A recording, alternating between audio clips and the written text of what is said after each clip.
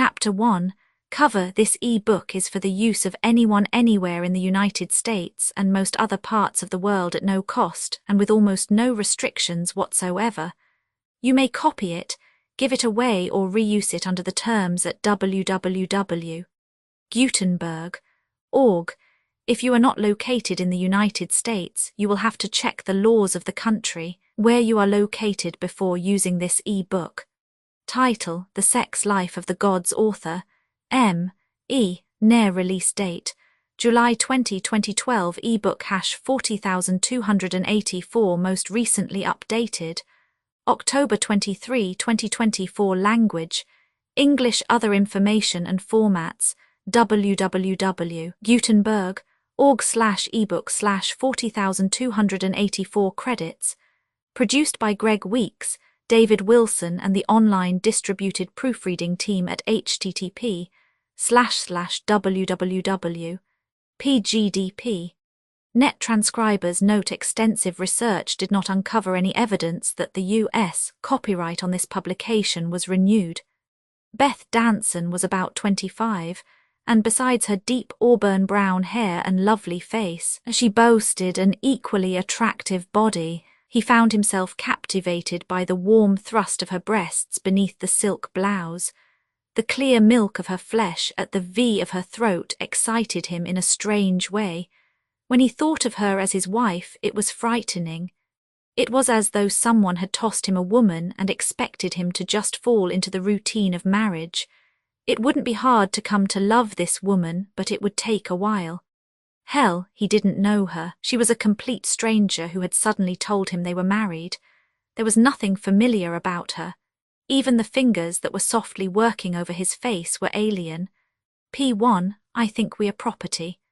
Charles fought P3. He was lying on a strangely made bed, the warm breezes of evening rolling in off the crashing sea, and the woman stood in the ornate doorway that entered the bedroom. Her hair was as gold as the noon sun, and her eyes, lifting slightly at the outer curves, were as blue as the sea. Her lips petaled back over the white strength of her teeth, and her fingers did strange things to make the flimsy robe drop from the rounded softness of her shoulders. Then his fingers curled about the curve of her thigh. His fingers tightened and the crimson smile broadened. He pulled and felt her resist him with maidenly demureness, but in the end she came to him. He felt the yielding firmness of her body pressing down into his on the bed, and his arms furled about the softness that she offered. The warm cones of her breasts worked on the hardness of his chest, and his mouth fused against hers for a passionate kiss. P5. Sex Life of the Gods by Michael Knerr, an Uptown book, an original novel. Uptown books are published at 1213 North Highland Avenue, Los Angeles 38. California. Copyright 1962 by Uptown Publications. All rights reserved. P7. All persons and events portrayed in this book are fictitious. Any resemblance to persons living or dead or actual events is purely coincidental. P9. Forward. He left the mother ship and headed for Terra. He smiled at the instrument panel and watched the operation of the big scout ship as it rocketed toward the light ribbon of atmosphere that enveloped the planet. It was a joke, in a way. In a manner of speaking, he was the first Terran to fly an alien spaceship, but he wasn't thinking of that. He was thinking of the woman, Elizabeth Danson of Everett, Pennsylvania. She was waiting, and he could see the warmth of her body, sheathed in the web-like gown that seemed spun over her turgid breasts and curved hips by an army of artistic spiders. It would not be a hard thing to love a woman like that. His fingers curled about the controls, his feet working the rudder pedals of the screaming ship as he headed for the strange darkness of the Atlantic Ocean. The spaceship was operating well, and the Earth lifted her curved bosom to meet his rush.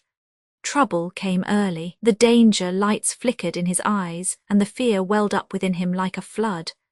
1,500 miles an hour, and the scout ship was out of control.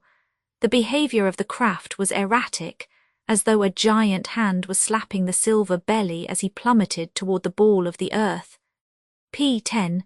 Desperately he tried to reduce the speed of the hurtling ship. his fingers working the buttons and levers in a frenzy of determination. The craft refused to respond. She whipped into a cloud bank, headed for the sea, lifted suddenly and whirled back toward space. In an agony of fear, he realized that he no longer was the master of the spaceship. He was a prisoner in a violent, uncontrollable meteor that would finally slam him into infinity against the very Earth that was to be home. In the early hours of morning, Jean Renault of Nova Scotia fingered the wheel of his 50-foot boat through the grey ground swells of the Grand Banks, almost to the place where he would cast his nets into the water. The overcast sky was refusing to emit the sunlight, and a light mist hung over the sea like a disjointed ghost. When Jean heard the whirring roar of the ship, it was too late. The silver streak whipped over his fishing boat with all the furies of the gods, and nearly tore his steadying sail away. Muttering a string of French curses, Jean picked up his radio telephone and reported in violent tones the presence of the jet to the Coast Guard. In the half-light of early dawn, the United States and Canada whirled with reports upon the strange craft. The CQ of the National Defense System began systematically pinpointing the track of the strange craft as it raked across the adumbral sky. Then it was gone. The rocketing ship had appeared over one observation station near Lake Ontario. It had been spotted by a CD worker near Auburn, N.Y. Then P11 it was gone. The last observation of the craft showed it flying an erratic track toward the mountain country of Pennsylvania. At CQ Operations Office in Washington, D.C., LT, Colonel Martin Griswold tossed the last report on his desk and pinched his lower lip thoughtfully. Colonel Delbert, sitting across from him, looked serious. "It's out of control," he mused. "And it isn't one of ours. Russian. Might be." He looked at the rugged country along the Pennsylvania, New York map for a moment, then he picked up the phone on his desk. "This is Colonel Griswold. Get me the Pentagon at 0930. A special plane left Washington, bound for the town in northern Pennsylvania that had been chosen as a base of operations. On board the plane were the Secret Service men who were to track down the crashed ship. They were several hours too late. P13 Chapter 1. He awakened to flame and smoke, and it was as though he had been born again. About him lay thick, summer-cloaked forests and heavy carpets of laurel and brush. Obviously, it was some sort of plane that was burning nearby, and he had probably been in it. In his mind, he remembered only the blinding flash of white light, then a sea of darkness that had enveloped him. Whether he had been thrown clear of the wreck, or whether he had crawled, he didn't know, but the torn flying suit he wore convinced him that he had once been airborne in that battered craft. The heavy, canvas-like material of the flying suit had protected the blue serge business suit underneath, so that besides a ripped pocket it was presentable. He grinned wryly in the pre-dawn darkness. Presentable to whom? The squirrels. He peeled off the flying suit and added it to the flaming wreckage, then staggered off through the night toward the valley below. There was usually, he recalled, water in ravines. He used small saplings for handholds while his head thumped and thundered wildly. Probing fingers found a lump beneath blood-matted hair that was sensitive to the touch. There was a scratch on his cheek, sealed with dried blood, and his hands were skinned as though he had broken a fall in cinders with them. It was, he decided, amazing that he had survived a plane crash with so little injury. But then, stranger things had happened. There was a run at the bottom of the hill, one of those leaf-choked, meandering little creeks that become stagnant pools in July and August, and P14 raging torrents of brown water in the spring. Lying on a sloping, flat rock, he thrust his face into the stream and drank deeply, feeling the life flow from the water into the weariness of his body. He washed his face in it, splashing it over his head until his mind began to function with familiar clarity. But he still did not know who he was. When he tried to search backward into the past, he could see only the white flash and the darkness. It was frightening. It was as though someone had taken a pair of scissors and cut away the whole memory of his past life. He fumbled through his pockets, found the wallet and the cigarette lighter, and began flipping through the cards with the help of the tiny lighter flame. An identification card labelled him Nicholas Howard Danson and stated that he lived at 2312 Weissman Drive, Everett, Pennsylvania. There was also a draft Social Security and driver's license card. The others were membership certificates to various clubs and organizations. Finally, there were several pictures of himself and a woman. In fact, there were a great many pictures of the woman. One was a portrait of her, inscribed, "Love, Beth," which told him that she was either a girlfriend or his wife. Nick extinguished the light and put the wallet away. In his shirt pocket, he found a crumpled pack of cigarettes. He shook one out, lit it, and dragged the smoke down deep into his lungs while he pondered over his newly discovered self. Of course, the proper thing to do would be to get to a phone, call the local authorities and explain the crash. The law would help him get home and check him out. That was the proper thing, P15, but he wasn't about to do the proper thing. He was a stranger to himself. Who was he? What was he? He could well be outside the law, a criminal. Then what? Turn yourself in, Danson, he grimaced, and discover that you are wanted by the law for something. To hell with that. Get to this Beth woman and get some answers to a few questions before you bring in the law. Apparently no one had seen the crash. No one knew he was here. Perhaps it would be better to leave it like that until he had a chance to find out just what he was up against. He decided not to contact anyone. When it was light enough, he would look for a ride to somewhere. At a gas station, he could find out where he was and where Everett, Pennsylvania was. Then, by thumbing, he could get a ride to where he lived. If this Beth woman was his wife, she could fill him in. There was plenty of time to call the law. Sleep, when he tried it, refused to come. There were too many unanswered questions rocketing around in his brain. Well, he had to find a road sooner or later, so it might as well be now. Perhaps the more distance he put between himself and the wreck, the better it would be for him. He took a final drink of water from the creek and stood up, his sore, battered muscles protesting violently. Then he began to stumble through the adumbral forests to find a road. It was getting light when he found the highway. It was small and narrow, bedded with pebbly asphalt with a faded white line down the middle that told him it was not a first-class road. It stretched ahead of him, dwindling among the thick hemlock forests and dwarfed by the steep, wooded P16 hills. He grinned, wondering vaguely which direction he should travel to get to Everett. Finally, he pulled a quarter from his pocket and flipped it into the air. He caught it deftly. Heads, I go to the right. Tails, I go to the left. Heads won, and he started off toward the right, the stiffness and the weariness dragging at him like a weight tied to his legs. While he walked, he studied the pictures in his wallet, noting happily that it also contained $20 in bills. That was comforting. In the daylight, the picture of Beth that had looked pretty in the flame of the lighter became beautiful. Although it was a black and white photo, Nick decided that her hair was brown. It swept about a soft, heart-shaped face like a cloud. The image was smiling at him, and he felt that if she was not his wife, he hoped that she was his girl. It was late in the morning when he found the service station.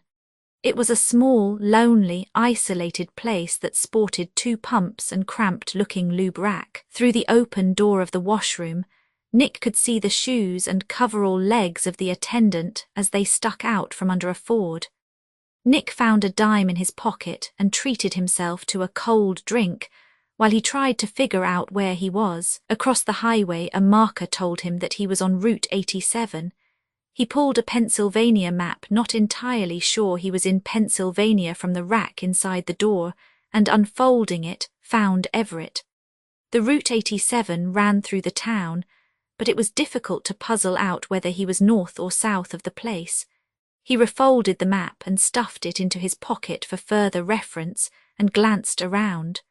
On the far side of the office P17 was a door marked Men. That was just what he wanted. His clothes, his hair and his face needed a few emergency repairs before he could confront the population of Everett. He went in. In a mirror with most of the backing peeling away, he discovered that Nick Danson was rather good-looking if you overlooked the damage. His blocky, rugged face was smeared with dirt and dried blood, with a slight stubble shadowing his lean cheeks. The mop of tangled black hair had a lot of red splotches in it from the blood he'd lost. He filled the bowl with tepid water and began soaping his face and hands vigorously, even though it hurt. After washing most of the blood from his hair, he found a comb in a pocket and whipped some order into the matted, dark mass. The attendant was standing at the counter when Nick came out of the restroom. He was an elderly man with receding grey hair, a hawk nose and grizzled features set firmly into a face that looked like a dried apple. He grinned and the gold cap on an eye tooth flashed dully. "Thought I heard someone in here," he said around the chew that pouched his cheek. "Car break down on ye." "I'm walking," Nick told him. "You're a long way from any kind o' town, son, say," he said, suddenly noticing the scratch marks. "Why been fightin' a bobcat?" Nick shook his head and fished for a lie. "Got drunk last night and into a brawl. My friends pitched me out of the car in a moment of playfulness." He hoped he had put enough bitterness into the explanation to make it ring true. The old man chuckled softly. "Derned shame, P18 son, you're from around here." "New York," Nick lied. "I'm stayin' in Everett." "Everett," the old man cackled. "Hell, that's 15 miles south o' here or better." He paused, swiveled his bird-like head and spat a jet of brown juice through the open door. "Tell you what, son, seein's how you'll have tea walk it down there. Ain't no one goin' that way I know of. S'pose you could thumb it, but it'd be hard. Lonely road, you see. If you don't mind waitin' till after supper, I'll run you down to town. Drop you off where you want to go." "Hadn't thought of waiting so long," Nick told him. "What would I do, just sit here?" "Hell no, in TH back room there's a cot. Been sleepin' there myself sometimes since wife passed along back in 53. December of 53 it was. I'll wake ye come supper." "Thanks." With the hunger gnawing at his stomach, Nick took a cellophane-wrapped pie from the counter and began eating it. He handed the old man a quarter. "'S funny," the old man said, ringing up the sale. "You don't smell like a drunk. Ought to be some liquor smell to your son." "I was drinking vodka," Nick countered, wondering how he had pulled that from a mind that could not remember his past. He took another bite of the pie as the old man gave him his change. "Bad stuff, vodka. That's TH slop them Russian hassocks drink, ain't it?" "I think so." "Well, it ain't for Andy Hokum. Them hassocks can have it." P19. Nick was saved from further conversation by a new station wagon pulling into the pumps. A young woman dressed in a suit cut the engine and honked the horn briefly. Andy waved and headed for the door. "Get some shut-eye, son. I'll wake Y later." "Thanks, Andy." He finished the last of the pie and watched Andy stick a hose into the wagon's gas tank, then go around front to wipe off the windshield. Nick cleared the pie wrapper off the small counter and tossed it into a box as he headed for the back room. After closing the door, he fell onto the bed and a moment later into the well of sleep. P21 Chapter 2 Detective Lieutenant Nolan Bryce braked the Fairlane at 2312 Weissman Drive and got out quickly. For a moment he wasn't sure whether Beth Danson would be awake, but it was a long drive into headquarters and he didn't want to go back to a dismal office or even a lonely bachelor apartment. He glanced at his watch. 9:30. He shrugged and decided to try it. She answered his knock almost at once, smiling him into the front room. For a moment he allowed his eyes to finger her body, letting them spear through the wrap-around robe and the flimsy nightgown to where warm flesh ebbed and flowed against the sigh of silk. Her brown hair was bed-tangled, and most of the makeup was gone from her face, but Beth Danson was a woman who had the unconscious ability to look beautiful under any circumstances. Nolan felt a thunder in his veins as he tossed his hat on the sofa. "Coffee, Nolan?" she asked. He nodded and they went into the kitchen. "We found the Peters kid, so that ends another case." He dropped to a chair and watched her fixing the coffee. "You're up early, Beth." A shadow crossed her face momentarily. "I had a dream, Nolan, a bad dream." About Nick. She nodded and set a cup of coffee before him. The tears were close again, but Bryce hadn't seen them fall over Nick for a long while. It was ridiculous the way she mooned over the guy, but there was no understanding women. You ought to stop dwelling on him, honey, P22 Nolan told her. It doesn't do any good. He's alive, she said softly. You know better than that. If he was alive, we'd have found him. Men just do not drop out of sight in the 20th century. Beth lifted a hand to brush her hair into place and sat down to sip at her coffee. Nolan studied her. She actually believed that her husband was alive and that he would return to her. He hoped not. It was a selfish thing to think about, but he was in love with her. He'd have had her long ago if it wouldn't have been for Nick and his dark good looks. He mouthed a swallow of coffee and settled the cup in its saucer. She was looking at him. Is there any news, Nolan? About Nick, no. He touched her arm. They've given up, and so should you. Honey, you're young, beautiful, hell. Another woman would have gone out and had a ball. Listen, there's a lousy show on down in Everett. Want to go? She smiled. Thanks, but you're probably tired from hunting for the Peters kid. I feel fine. She shook her head. Nolan, I know how you feel about me. I'm very flattered, but I have to accustom to his loss in my own way. I'm sorry. Nolan forced a smile. That's the way the mop flops, he mused. I'll be around when you are. He finished his coffee in silence. Well, I have to get moving, make out a report and all. Thanks for the coffee, Beth. She nodded but remained staring into her cup. Nolan went into the front room, picked up his hat and went out into the morning to climb into his car. P23, when he had started it and headed back toward Everett, he found himself struggling with the feeling that he was being cheated. After all, he reasoned with himself, why should a guy have to play second fiddle to a man who was probably dead? If Nick Danson were alive, it'd be different, but dead, and that was an almost sure thing. He felt cheated. Beth could learn to love him. She could forget. Hell, a lot of women lost their men for some reason or another, but they altered their lives. If a man dropped the reins, some other guy should pick them up. It was only natural. He shut off the thoughts of Beth as he reached the busy section of town and concentrated on his driving. He could wait, he decided in closing off the thoughts. Sooner or later she would be ready to accept the truth, and he would be right there waiting. He maneuvered the Ford around several other cars parked in the lot of the city hall and found the berth that bore his name. He killed the engine, got out and went inside to his office.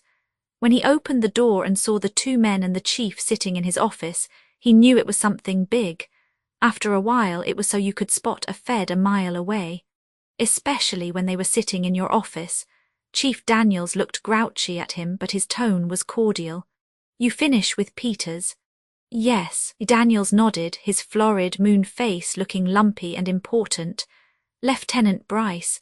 This is John Cartwell and Sam Morgan, Secret Service. I've promised to give them assistance in an important matter. They'll brief you. He nodded an important goodbye and left the three of them alone. P24, what's the problem, gentlemen? Nolan said and settled behind his desk. Cartwell, a stocky-looking 30-year-old with wavy blonde hair, did the talking, while his dark-complected friend puffed placidly on a cigar. Lieutenant Bryce, Cartwell said, your boss seemed to think that you'd be the best man to help us set up our plan of operation. We've already contacted the Civil Air Patrol and the National Guard outfit here. We have an air search underway, and for the meanwhile that's all we can do. We were hoping that you could help us get in touch with all the ground observing corps branches. We'll use this office as a headquarters for operations. Nolan blinked. What's up? An Air Force test plane down? Cartwell shook his head. We got a UFO report. A flying saucer. Nolan was stunned. Cartwell chuckled and his partner grinned. An unidentified flying object does not necessarily constitute a spacecraft, Bryce. But something was spotted off the Grand Banks early this morning, going like hell and apparently out of control. We got our last sighting over Auburn, New York. We checked the observation posts around Everett and found that nothing was seen. We also checked Binghamton and Elmira with a negative report.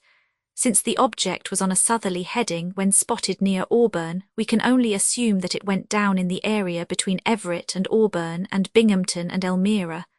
Nolan gave a long, low whistle. Not one of ours, huh? No. Canadian, P-25, not at that speed. That leaves the big one then. Russian, Cartwell shrugged. Could be. If it is, we want the wreckage. No matter what it is or whose it is, we are very interested in any aircraft that travels at speeds of 15 to 19,000 miles per hour. Nolan whistled again. That's rolling, he grinned. Yeah, mused Sam Morgan, and we'd kind of like to know what makes it roll like that. Okay, let's go into a huddle, Nolan said. But I can tell you this. If the thing went down in north-central Pennsylvania, it's in some pretty rugged country. Great, Cartwell snarled. P-27 Chapter 3 The dream was of a woman. He was lying on a strangely made bed, the warm breezes of evening rolling in off the crashing sea, and the woman stood in the ornate doorway that entered the bedroom. About him lay all manner of bright silks and strange coloured cloths. The woman smiled and his eyes caressed her. Her hair was as gold as the noon sun, and her eyes, lifting slightly at the outer corners, were as blue as the sea. Her lips petaled back over the white strength of her teeth, and her fingers did strange things to make the flimsy robe drop from the rounded softness of her shoulders. He watched her walk, upon curvaceous legs, to the edge of the bed. For just a second she smiled down at him. "Father is sleeping like a baby," she whispered. He felt himself talk. Good. Then his fingers curled about the curve of her thigh. His fingers tightened and the crimson smile broadened. He pulled and felt her resist him with maidenly demureness, but in the end she came to him. He felt the yielding firmness of her body pressing down into his on the bed, and his arms furled about the softness that she offered. The warm cones of her breasts worked on the hardness of his chest, and his mouth fused against hers in a passionate kiss. "Laws, darling, you've been gone so long." Her voice was a kitten purr in his ear, warm and gentle. "I'm back, Jella," he smiled, his hands caressing the lithe length of her body, folding her against him tightly. P-28 she moved away from him, rolling, tugging at him to respond, but he needed no encouragement. His body rolled with her, his arms pinning her to him tightly so that she could move nothing. Nothing but her legs, but then there was little need to move anything else. The dream faded and he cursed, and tried to get back to sleep and the beautiful woman who awaited him. Sleep came, but the dream was gone. Andy, shaking his shoulder, woke him about sundown, and Nick swung his legs off the cot and stood up. Still sleepy, he fingered the heavy stubble on his face and looked at the old man. "You kin use my razor teat chop off that beard, son," he said. "Come on, get around now. Got soup and sandwiches ready and some famous hokum coffee." Nick straightened his wrinkled clothing, shaking the last remnants of weary fog from his brain. Andy went on talking to him and said something that woke Nick Danson up completely. "Your buddies was here couple o' hours ago, son." "What?" It was almost impossible to keep the surprise out of his face and voice. Andy didn't seem to notice anything wrong. "TH fellas you got drunk with. Wanted to know if I'd seen any strangers on TH Road. I said I hadn't, 'cause I figured they might want to slap ya round again." "Thanks, Andy. Who could possibly know about the plane crash? P-29, if the wreck had been found, it would be the police asking questions, not two strangers. Somebody somewhere was searching for him. Who, and what did they want? Fingers of fear and worry flitted along his spine. When they had finished eating, Nick shaved, cleaned himself up and followed Andy out to where his car was parked. He found that he liked the old man, but under the circumstances conversation was difficult. The plane crash, for one thing, was a bit on the odd side. The burning wreckage, he recalled, had shown no signs of ever having had wings or a tail assembly. But that was probably minor. The wings could have been ripped off by the trees when the plane came down. The important thing was that someone knew he was here. As they drove toward the town of Everett, The old man began talking about the strangers that had inquired after Nick earlier in the day. "Nope," I says to the big fella, "ain't seen a soul on foot all day, septin o' course Jimmy Dilson goin' down Teewiller Creek tea-fish. That seemed tea-satisfy them, so they lit out." "Notice what kind of car they drove, Andy?" Nick asked. "Yep, gave 'em gas. They was driven a Chevrolet. Looked to be a 56 or a 57, black it was. Blackened TH inside of a coal bin with TH shiniest chrome y'ever saw." "Sounds like them," Nick told him, enlarging the lie. "One of them short and the other medium." "Not exactly. The one did all the talkin', had a funny accent. Anyways, he was about 6 feet 3 or 4 and heavy, good-lookin' with blonde P30 hair. The other guy was about your build with sandy hair. Never talked, that guy." "They're the ones," Nick lied and shook a cigarette from a half-empty pack. "Thanks for not giving me away." Andy nodded, lapsing into silence, while Nick concentrated on coming home to a strange woman and the two men who had been asking after him. For some reason he got the feeling that Beth Danson was his wife, and he accepted it that way. She couldn't be his sister. Besides, a man his age would be married in all likelihood. He wondered vaguely how she would welcome him, but cast the thought aside. He'd know soon enough. As they approached Everett in the gathering twilight, Andy turned to him. "Where do you want off, son?" "Weissman Drive, know it?" "Yep, we're almost there. Suburban area just north of town. You got friends there?" "Yes," Nick grinned inwardly. "That is," he thought, "I hope she's a friend. Hell, I don't know whether she hates my guts or loves me, but she's the only one that can help." A frightening gloom fell over him suddenly. Andy lapsed again into silence, and the sound of the motor became loud. Nick continued to ponder the strange men and the woman he was coming home to, but it was like bashing his head against a wall. He could remember nothing. And through his thoughts, the memory of the dream returned to him. It was the most vivid dream he had ever had, almost as though it was real. Abruptly, Andy brought the car to a stop before a sign that read, "Weissman Drive." Nick thanked him and climbed out onto the road. The old man P31 waved, and the car spat cinders as it roared back onto the highway, heading toward the town. For a moment he stood there watching Andy's car fade into the night. Then he began walking along the road, looking for 2312 Weissman Drive, and trying to ignore the feeling of fear that welled up within him. When he finally found it, he saw that it was a 2-story place that looked to be white frame, trimmed with a darker color that was probably blue. In the off light from the street lamp, it was difficult to tell. There was a garage built alongside and a good-sized lawn in the front, but there was no evidence of children. A light in the front room told him that someone was home, likely Beth, and caution told him he'd better make sure no friends were with her. He slipped quietly up on the porch and looked briefly into the window. Beth was there, sitting on the sofa reading a book. Her hair, he noticed, was brown with a reddish cast to it, and she was every bit as beautiful as the picture he carried in his hip pocket. He knocked on the door. It occurred to him after he had rapped that this was his own house. Why should he rap? But what was done was done. He waited until she had opened the door and stood looking at him. He tried a smile, but Beth Danson's eyes widened in shock and her lips parted in astonishment. "Nick," she whispered, as though she had seen a ghost, and fell to the floor in a dead faint. Stunned, he stepped over the crumpled body of the woman and walked into the room. When he had closed the front door, he lifted her limp body and laid her on the sofa.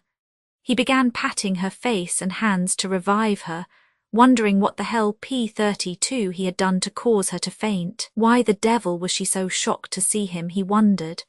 Is she in love with another man, and did they rig that plane so it would crash to be rid of me?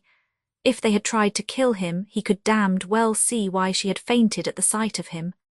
The rings on her left hand bragged that she was married, probably to him. But why faint? He was trying to decide whether to stay or run when her long lashes fluttered and she came to.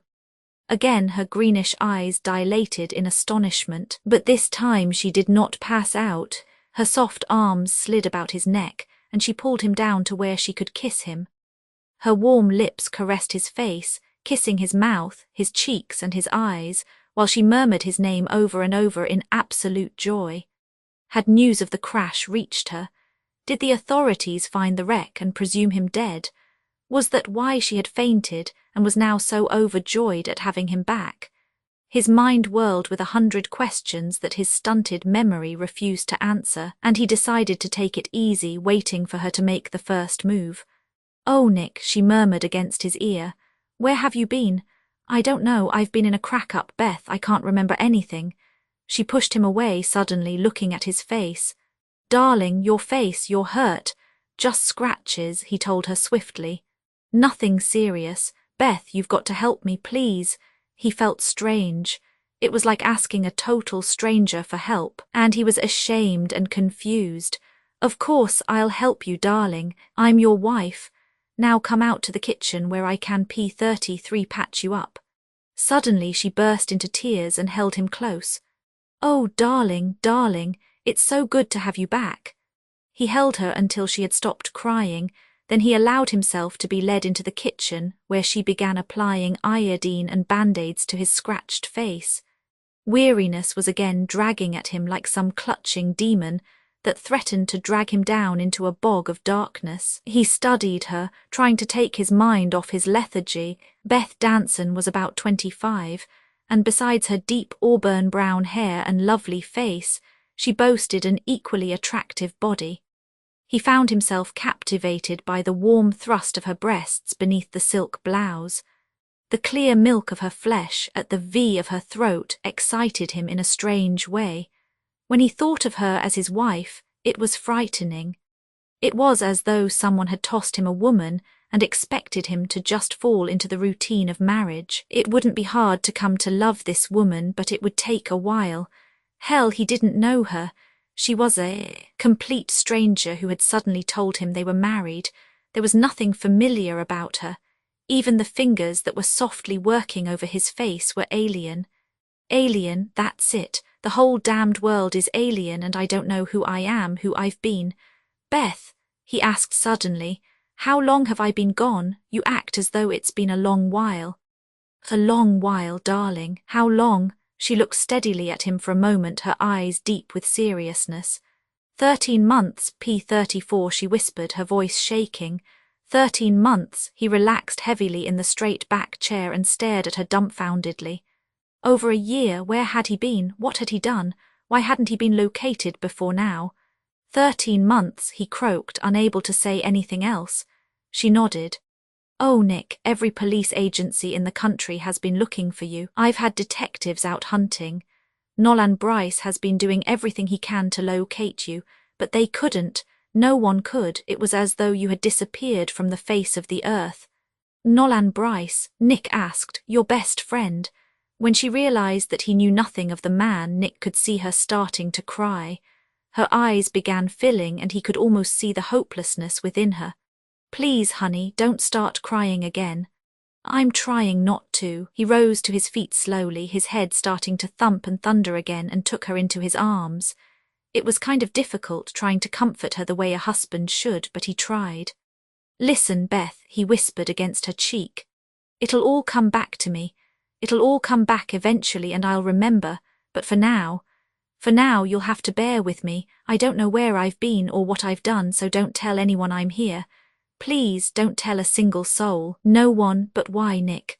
"Because I could have killed someone. I could be a thief, a desperado or something. I don't know, I could even have gotten married." P35, "Oh, darling." She collapsed on his shoulder and began crying violently again. Honey, I didn't say that's what I've done, it's just that I don't know. Whatever I am, I can take my medicine, but I want to know what it is first. You've got to understand that." She tried a smile, blinking back the tears that lay close to the surface, and he forced a smile to pull at his mouth. It was difficult to comfort her, yet he knew that it was his duty to do so. She'd been through a hell of a lot, and she had the memories of it. He did not. Despite the alien feeling that was welling within him, he knew that she was the only person who could help him return to himself. Whether he loved her or not was immaterial. He needed her desperately to show him to the man he was. Perhaps it would all come back then. I'm sorry, Nick, I'll try to help. Thanks, honey. Hungry? She asked brightly, moving to turn the flame on under the coffee pot. At his nod, she went on. There's some apple pie and I can whip up a couple of sandwiches or something. Coffee and pie is fine. In a way, it'll be like courting all over again, she told him in an attempt at lightness. It's terrible to lose the things we had, the memories. I can't share them with you anymore, but we'll make a whole lot of new ones to take their place. I'm interested in the old ones right now, he told her glumly. Things have happened so fast it's hard to accustom to the thing. I know, she mused, working over the meal. He looked at her steadily. Beth, when did you last see me? P36, 13 months ago. No, I mean, where was I going? What was I doing? You were going up to the cabin to repair the fireplace and build some lawn furniture. You were going to stay overnight and come back the evening of the second day. When you didn't come back, Nolan took me up to look for you. Your car was there, but you were gone. No clues, she shook her head. Nothing. We thought you might have wandered off into the woods and injured yourself, but I couldn't accept that. You were always a good woodsman, even in desolate country like that. Secluded, huh? He asked. Some of the worst country in the state. We bought the place so we could get away from the mess in the city. He smiled at her. Apparently they had gotten away from one mess merely to fall victim to another. She sliced him a huge piece of pie and set it before him, the same brave smile still fixed upon her lips. Then she fixed the coffee for him, black with a lump of sugar. He forked some of the pie into his mouth and felt a little sick, along with the headache. A stranger feeding him and loving him, and who knew more about him than he did. He bolted the pie and gulped the coffee hurriedly. When he had finished, he glanced at the electric clock above the pink refrigerator. 9:15. Tired, dear? She asked. He nodded dully. Now, he thought, I suppose I'm to crawl into bed with her. He felt trapped. P37 suddenly panic-stricken at the thought, but she was his wife. He'd married her. He'd probably slept with her 13 months before. Why the horror? We'll go to bed now, she decided. I usually turn in early, have to work, you know. I'll sleep on the sofa, Nick mumbled. She blinked at him. You'll do no such thing. You'll march right upstairs to bed, Nick Danson. And the die, he figured, was cast. P39 Chapter 4 in the final analysis. He was just too tired to attempt an explanation, not physically worn out, but mentally. Since just before dawn, he felt as though he had been on a fantastic merry-go-round. Feeling a bit strange, he allowed her to lead him upstairs to the bedroom. The sight of one bed startled him. Even though it was a rather large double, he slid eyes sideways, caught her smiling coyly and forced a grin. She installed him in the bathroom, tossed a pair of pajamas to him and left him alone. He took a long time showering and shaving. Then when he could avoid it no longer, he went into the bedroom. She was combing her long satiny hair at the dresser and had slipped into an aqua-coloured nightgown. For a moment his breath caught in amazement, then he slid between the sheets of the bed and watched her. Finally she stopped combing and walked over to look down at him. He looked back, feeling a little like a caged animal but enjoying it. She fell to her knees beside the bed, her eyes shining with happiness.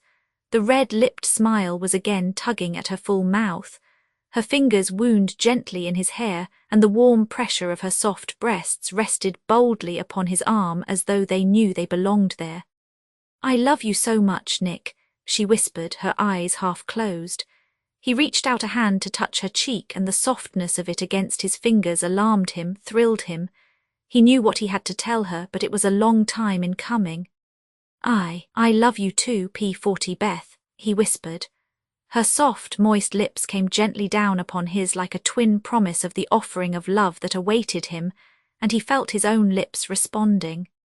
A slight tremor ran through him as her fingers flicked at the wall, and the room became sheathed in darkness. Moonlight filtered through the curtains, and she moved into the bed, her lithe shape moulding into the hardness of his. Her voice was a warm breath in his ear, and her arms slid over his chest while she talked. You don't love me, darling, that's the whole trouble. We love with our minds, and love is an accumulation of a million memories, but you have lost yours. I know, to you. Beth, he began, but she clamped her hand over his mouth. To you, darling, I'm a stranger, just another woman. I know I can't be anything more right now. You'll have to learn to love me again. But me, Nick, it's different with me. I've waited for 13 long months for you to love me again, and by some miracle you've come back. You're here and so am I. I love you and I want you. Oh, darling, pretend I'm a whore, pretend I'm anything, but make love to me. Pay no attention to anything except to me. His mouth folded over hers, shutting off the flow of words in a passionate kiss, while his hands smoothed down over the wisp of silk that kept his fingers from her flesh. Her arms clung to him tightly. It won't be hard, Beth, he whispered against the side of her face. You're beautiful, it won't be hard to love you. Then she twisted from him, making a memory P41 of the film of nightgown that had kept his hands away from her.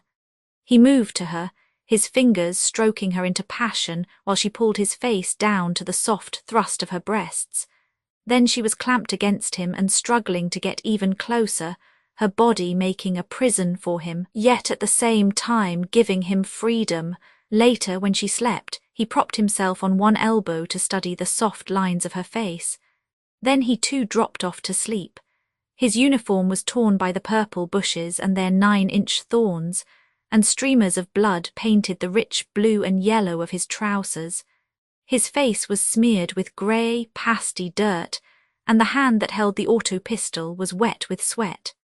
His stomach had rolled into a tight ball within him, and he was frightened. They were out there somewhere, waiting for the sound of his black leather boots to clatter on one of the grey-green rocks that littered the hillside. They would find him. Their damned radar antennae would spot him for them. There was no escape from the bastards, and he knew it. Commander Imrai had bungled every damned assignment he'd been given, and now First Spacer Laws would have to die in the supreme bungle that had created the first native uprising on Thista. He looked up along the face of the high mountain in his rear. Nothing moved in the greenish-purple scrub, but he knew they were there. He peered over the edge of the rock into the valley, 150 kinos away.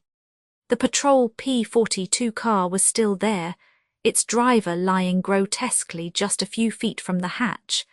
The thick, heavy spear through his chest resembled a finger pointing toward the violet sky. Closer to him on the slope, one of the enemy lay dying, a greenish-brown fluid pumping spasmodically from the hole put in his chest by the auto pistol. The alien's huge yellow eyes blinked owlishly and the slash-like mouth worked as if he wanted to call for help. But no sound came. The antennae swiveled limply as he tried to locate his comrades, but they drooped as the alien died. Still tightly clutching the auto pistol, he watched the thin, grey antennae fall to the ground. They pointed off to the left. He swung about and looked in the direction the native had been scanning, but he could see no movement beyond the swaying of the desert grass moving in the faint breath of air.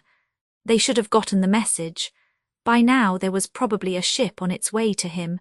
He had to hold out until they got here. He flipped open the cartridge box and checked his ammunition. Plenty. Of course, the auto pistol only held 15 shots, and if they rushed him, he wished fervently that he had thought to bring the projectile launcher from the wrecked patrol car. Damned natives and their uprisings. He searched the sky anxiously, cold sweat trickling off his forehead in tiny rivulets. Scenes of other uprisings flickered through his brain, and more horrible scenes of the remains of tortured captives when he reached them too late. Those had been small. This one was for real. The native seemed to materialize out of the ground, screaming shrill obscenities as he drew P-43 himself to his full 9 feet of height and brandished the heavy maul over his head. He came leaping over the ground and up the hill of tumbled rocks in fiendish rage, his grey antennae pointed directly at First Spacer Laws. Behind him came the others, 8 of them. He fired the auto pistol at the lead alien, watching the bullet tear a hole in his face, ripping away one of the blinking yellow eyes. The alien screamed and fell blubbering. He fired again and again, dropping 2 more before the charge broke. Then suddenly at a sound he whirled and stared terrified at the alien behind him. The charge had been a fake, an old military stunt that any green spacer could have seen through. For one brief instant, he stared into the large eyes of the native. Then he fired. Another native rose from the ground, then another and another. He fired repeatedly, crying and cursing in his rage at the weapon's inefficiency, while over his head he heard the roaring of the rescue ship. Tongues of flame soared over his head and into the surging mass of aliens. He hoped the ship was not too late. Nick, darling. He awoke, his face drenched with sweat and his stomach a tight knot of fear. He reached out in his fright and grabbed the woman at his side, pulling her into his arms to hold her tightly. She stroked his hair, kissed his face and whispered soothing words into his ear. P-44, what is it, Nick? He relaxed his grip and laid his head back on the pillow. In the bright light of the moon, he looked at her and returned to himself. Those monsters, so vivid. Nightmare, he croaked hoarsely. She smiled, her lips glistening in the moonlight, and kissed him gently. The apple pie, she suggested. Nightmares are usually caused by eating before bed. It was so real, he muttered. So real, I was on another planet. I wore a blue uniform with yellow stripes on the legs and my name was Laws or Lars. The natives, horrible monsters, were in a state of revolution. They killed my driver. I was alone and they were all around me. Science fiction, she cooed and stroked his hair. I think it's a good sign. All you ever read for relaxation was science fiction. Your dream was probably a story you once read and your mind put you in the hero's place. He sat up and looked at her. Did I cry out? You were mumbling. I couldn't hear what you said. Then you began sobbing and thrashing about. Nick ran his fingers through his hair and over the back of his neck, the reality of the dream almost too much for him. It wasn't an ordinary nightmare where he would be running, with a huge monster panting in pursuit. This was frightening, like a memory, like some damned fantastic memory. He stood up and patted her shoulder. Go back to sleep, Beth, he told her gently. I'm going downstairs. Shall I turn on a light? P-45, no, it might cause the neighbors to wonder. He walked to the door of the bedroom. The moon is bright enough. He walked into the hall, feeling his way in the dark places and down the stairs into the living room. As he sat in the chair near the window, he thought about the dream. It bothered him because it was unlike a dream.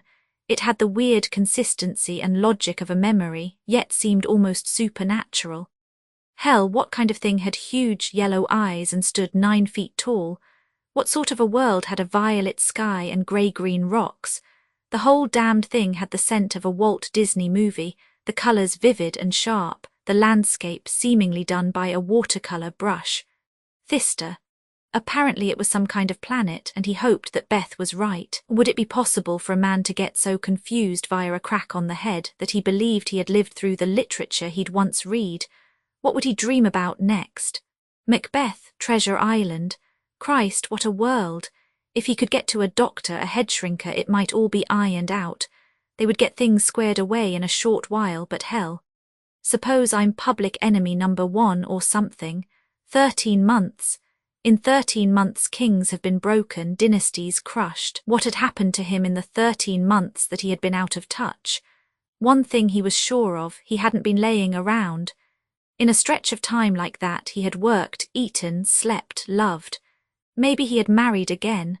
An almost comical thought compared to the possibility that he could be a killer, a bank robber. There were a million P-46 things he could have done. A psychologist? Nope. That was out of the question until he knew more about Nick Danson, and learning more about himself would be a real problem. The cabin that Beth had spoken of would probably show him nothing. After a period of a year there would be damned little trail left to hunt along. There would be almost nothing. Whatever had been there would have probably been sifted through by the guy, the detective, Nolan Bryce. Bryce, of all the friends for him to have, he had to be saddled to Bryce. He'd have to be real careful where that character was concerned because the slightest slip would set the cop on his trail like a bloodhound. The crack-up, now there was something. He would always be stuck with the question of how he had managed to get out of that mangled mass of metal with merely cuts and bruises. but he could chalk that up to dumb luck or something. The thing that worried him was, had he left a clue that could trace him here? He had burned the flying suit. He had tried to cover it up to Andy. A lot of things about the smashed aircraft bothered him. Things like the flying suit. It had been made of strange material, but hell, he'd burned that thing. There would be no problem with that.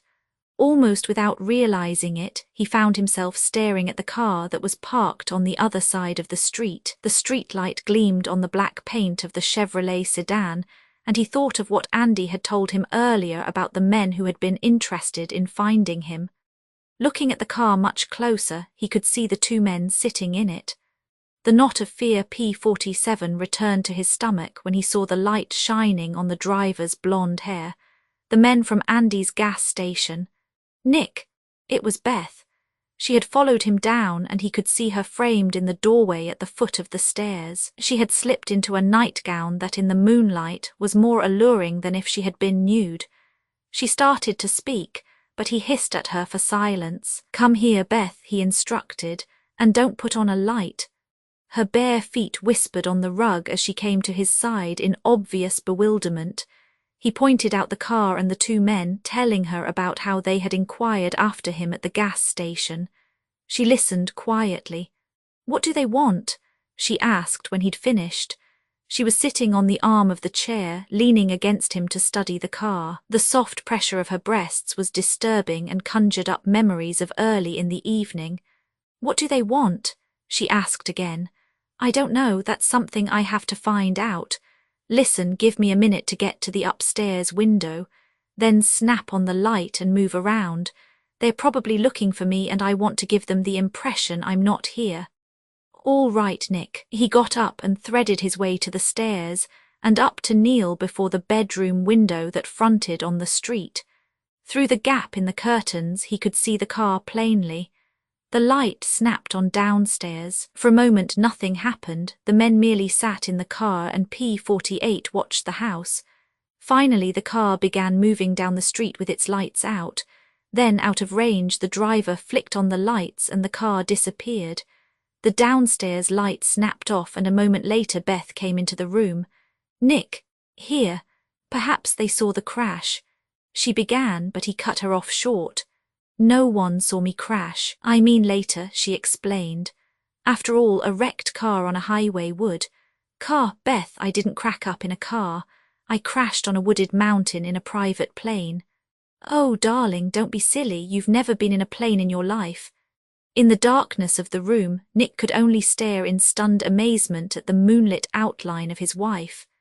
P-51 Chapter 5, Detective Lieutenant Nolan Bryce stood in the brush near the wrecked aircraft, watching the men move about in the light of several spotlights that had been set up by the National Guardsmen who had roped off the area. The thick blackness of the surrounding forest, plus a glance at his watch, told him that dawn wasn't too far away. FAA investigator Dixon, a thin, stringy ex-pilot, stepped around the scrambled bits of wreckage and offered a light to the dead cigarette in Nolan's mouth. "Thanks," Bryce said and blew the smoke to the night. "What do you make of it, Mr. Dixon?" Dixon shrugged and pushed his snap-brim hat back with a blunt forefinger. "Dunno. It's pretty dark to see much, but it's no private plane." "Why do you say that?" "No wings, no tail assembly. Of course, it's hard to tell in the dark. When it gets light enough, we'll know the story, but I don't know of any private plane that looks like that one. Then, too, the army is holding the newsboys at bay. I think those two government fellows are playing this one close to their chests." Bryce nodded and dragged on the cigarette, but he said nothing about the speed of the thing. "Any bodies?" Dixon shook his head. "The thing is pretty well burned, and the bodies, if there are any to be found, could be all over the area. We did find a kind of flying suit, though badly burned P-52 and torn. Just the suit, no one in it." Dixon looked perplexed. "Bothers you, me too. I can't figure out why a pilot would carry something like that as an extra. Oh well, it'll all come out when we really start investigating." "How long does a thing like that take?" Dixon shrugged. "A couple of days, a week, even a few months, it's hard to say." Bryce nodded, took a final drag on the cigarette and tossed it toward the wreck, watching the red ash burst near the wreck. Dixon had wandered off to the far side of the crash-made clearing. Hell, Bryce thought, I'd better get that butt. Leaving a thing like that around here could get me in trouble. They'd think it was part of the crash. When he walked over to retrieve the butt, he saw the light from the flood glinting on a small gold object. He picked it up and found that he had someone's watch. The crystal had been smashed, likely in the crash, and the hands were stopped at 4:15. The expansion band watch dispelled his hunch that the pilot of the plane had been a Russian or something. It was a Bulova, and he didn't think Russians had them, but what cinched the whole thing was on the underside of the face. In the light of the spots he could read, "To Nick, love, Beth," and suddenly it was there. He knew the watch. He knew it as well as he knew his own. Hell, he had picked it up at the jeweller's shop in Everett 2 years before, when Beth hadn't been able to get into town and wanted to surprise Nick with it. Stunned and puzzled, Bryce dropped the watch into his pocket and decided not to say anything to Cartwell and Morgan. Maybe it would cost him P53 later, but he couldn't tell them not until he had a better picture of what the hell was going on. He lit another cigarette and stood there thinking about the watch. How had it gotten here? Nick didn't know how to fly a plane, and even if he had studied the art, could he fly an aircraft that cleared a speed of 2,000 miles per hour? Hell no. Nor had the watch been there in the weather all this time. Of course, Nick could have hocked the damned thing in some town when he needed money, and by some quirk of fate, it had been brought back to the same area it had left over a year before. That was possible, but Bryce didn't believe it. It just didn't fit. Seen enough. Bryce turned and saw Cartwell standing behind him. How long has he been there, he wondered, and forced a grin. The stocky-built blonde grinned back at him. "Thought you might want a cup of coffee," he said. "Where the hell will you get coffee out here?" Cartwell waved an arm toward the foot of the hills. "A farm down there. They wake up early around here. Sam conned the farmer's wife into making coffee for the boys. Want some?" "Might as well. We have a few minutes. In fact, we have a lot of time before daylight." "Getting tired?" Cartwell asked as they started down the hill past the ring of soldiers. "A little, more like anxious to find out what the tale is on that wreck." "You've been talking to Dixon, I see." Bryce nodded. "Yeah. Well, one thing we know, it's apparently some kind of experimental P-54 aircraft, like a rocket or something. And if it isn't one of ours..." Bryce left it hang and Cartwell didn't pick it up. For a few minutes they walked in silence through the dew-splattered forests, homing in on the glow of yellow lights that winked at them through the branches. Finally they reached the rutted dirt road that twisted along the stream bed toward the framed shape of the farmhouse. Cartwell broke the silence as they neared the place. "Don't talk much about the wreck around these people, Nolan. They are nice folks, but simple-natured. They plant by the phases of the moon, and the biggest event in their lives is going to the state fair. They are Lancaster Dutch, recently imported, and they believe in the hex signs they painted on the barn." Bryce nodded. "Okay, John." The farm couple were strangers to Bryce, but their type was familiar. Pennsylvania was full of them. They were, as Cartwell had said, good people. They were farmers, about 3 jumps above the witchcraft-believing stock that had given them birth and were hard to understand. They were the stay-at-home type, to whom Pittsburgh was the far west, and if they were forced to move farther than 50 miles away from home, their relations screamed that they would never see them again. The woman, whose name Nolan hadn't caught, was plain-appearing, with no makeup and her hair pulled back into a severe knot at the base of her skull. From the moment she asked them in and poured their coffee, he liked her. In her own, slow way she was a fine person, but her P-55 world was the farm, her life was the soil. "Have you found that poor pilot yet?" she asked, setting the coffee before them. "No, ma'am," Cartwell told her. The heavy-set woman made a clucking sound with her mouth. "Honest to true," she mused. "You'd wonder why a thing like that had to come to be." She sighed heavily. "There'll be some poor woman in tears tonight. Do you think he was married?"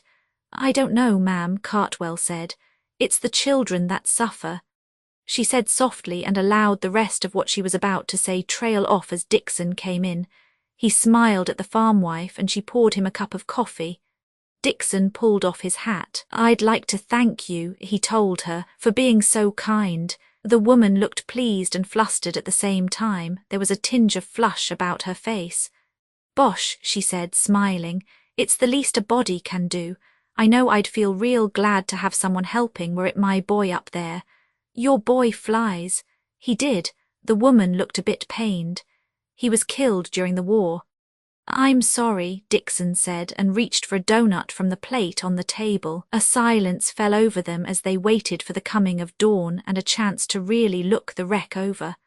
Nolan was somehow glad to be spared of conversation with the others. He felt like a criminal with the small gold watch in his coat pocket, and he wanted to tell Dixon and Cartwell about the thing, but he couldn't. For the first time in his life, he was delaying an P-56 investigation, hiding evidence.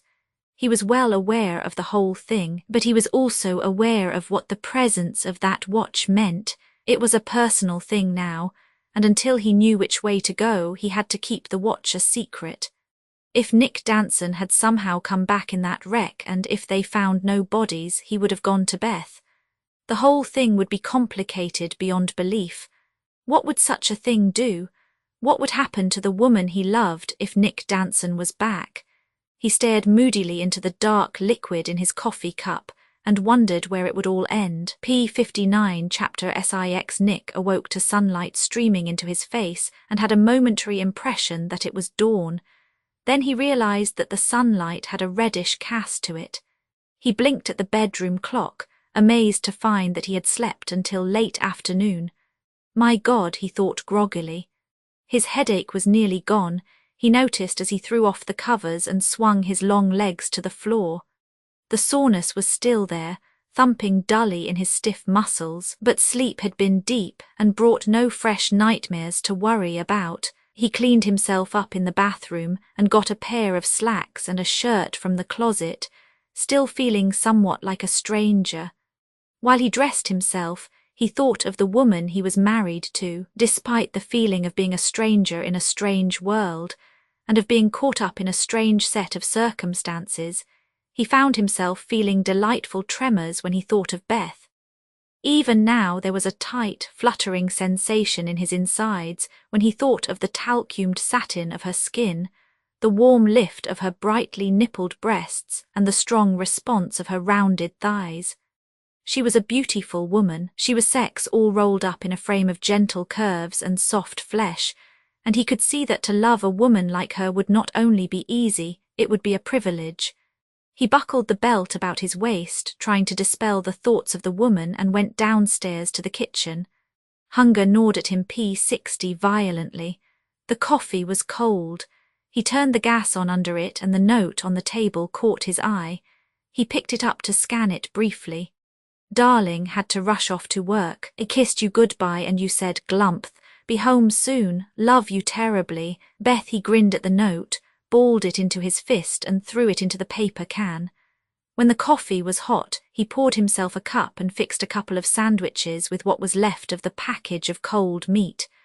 As he was finishing the last couple of bites of the sandwich, he heard the thud of the evening paper against the front door. For a moment it startled him then, when he had realized what it was, he was half out of the chair. He paused there momentarily, then sank back into his seat. He couldn't go out there and get the paper if the neighbors saw him picking it up.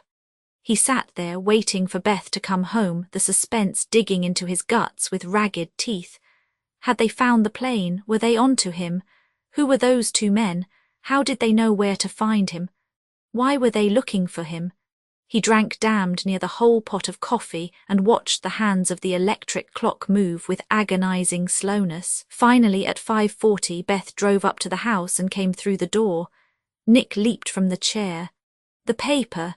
He snatched it from her hands and began tearing it open. Damn newsboys for P-61 folding them. "Nick, aren't you going to kiss me?" "Huh, oh." He kissed her briefly, fleetingly, and returned to the paper. The crash was on page 1.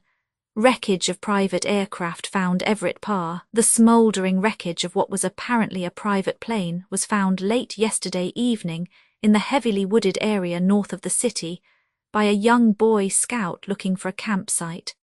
Benjamin Talbot, aged 13, after locating the mangled aircraft, promptly called local police who dispatched Detective Lieutenant Nolan Bryce, Everett Rescue Squad, and FAA investigator Aaron P. Dixon to examine the wreckage. It's the most unusual crash site I've ever seen, FAA investigator Dixon told local newsmen. There's no evidence of wings or tail assembly. The fuselage is also of a strange design. Detective Lieutenant Bryce, after checking with the airport tower at Everett and with CAP officials, informed newsmen that no private aircraft had been reported in trouble or even over the particular area in which the craft was found. Of course, Lieutenant Bryce added, one plane may have gone unnoticed. This is highly unlikely, but we cannot overlook the possibility. What is puzzling to me is that the aircraft has not been identified and there have been no bodies found. The Civil Air Patrol, Mr. Dixon commented, has been most cooperative and are now engaged in an air search of the area, while rescue squads work in the mountains.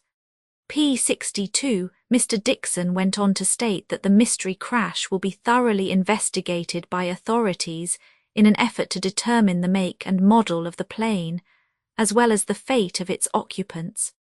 At present, the crash site has been roped off and placed under guard by local militiamen. Only authorized personnel will be allowed to view the wreckage. Major Gilbert Donow of the Air Force Experimental Wing refused to make a statement as to whether the plane was of Air Force origin. To my knowledge, we have lost no test planes. However, an extensive check will undoubtedly be run to verify this. Test plane. Nick stared in amazement at the words that leaped at him from the printed page. Test plane, what the hell was going on in this screwy world? No wings, no tail assembly, no mayday calls, no record of the plane. The whole damned thing sounded ridiculous. Coupled with the fact that he had been out of touch for 13 months, it all became weird. And to top it all off, Nolan Bryce was one of the men who had been placed on the investigating staff at the crash scene. Suppose he, Nick, had left something at the scene. A fraternity pin, a slip of paper, anything that would link the crash to the fact that he was alive and in Everett. The whole damned bunch would be on his tail before you could say, Jack Robinson. Nick, Beth pouted. Will you pay a little attention to me for a change? I'm sorry, honey, but it's the plane. While she listened, he read the account aloud, and when he'd finished, they exchanged glances.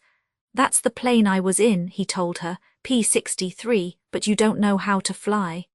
I must know, unless someone else flew it. That's the plane I woke up beside. I must have been in the damned thing, but I don't know if anyone else was. He buried his face in his hands. Nick, should we call the police? No. Alarmed at his violent outburst, she put her hand on his shoulder to comfort him. All right, dear, I'm sorry. It'd been different if those men weren't after me. I'd call the police if they weren't dogging my tracks. I'd turn myself in just to find out what the hell's going on. Me too, she said softly. At first he didn't catch the meaning behind her words, then he blinked. What? He asked. The car, the black one, it followed me to work this morning. She paused, then added, it didn't follow me home though. Nick slammed the paper to the floor, his lean jaw muscles knotted in anger. That settles it, he snapped. I can face whatever I'm mixed up in, but there's no earthly reason why you should be subjected to it. I'll have to get out. Beth threw herself into his arms, the ever-ready tears welling in her eyes. No, Nick, she pleaded. Whatever it is, we'll fight it. We'll make out, but darling, don't leave me again.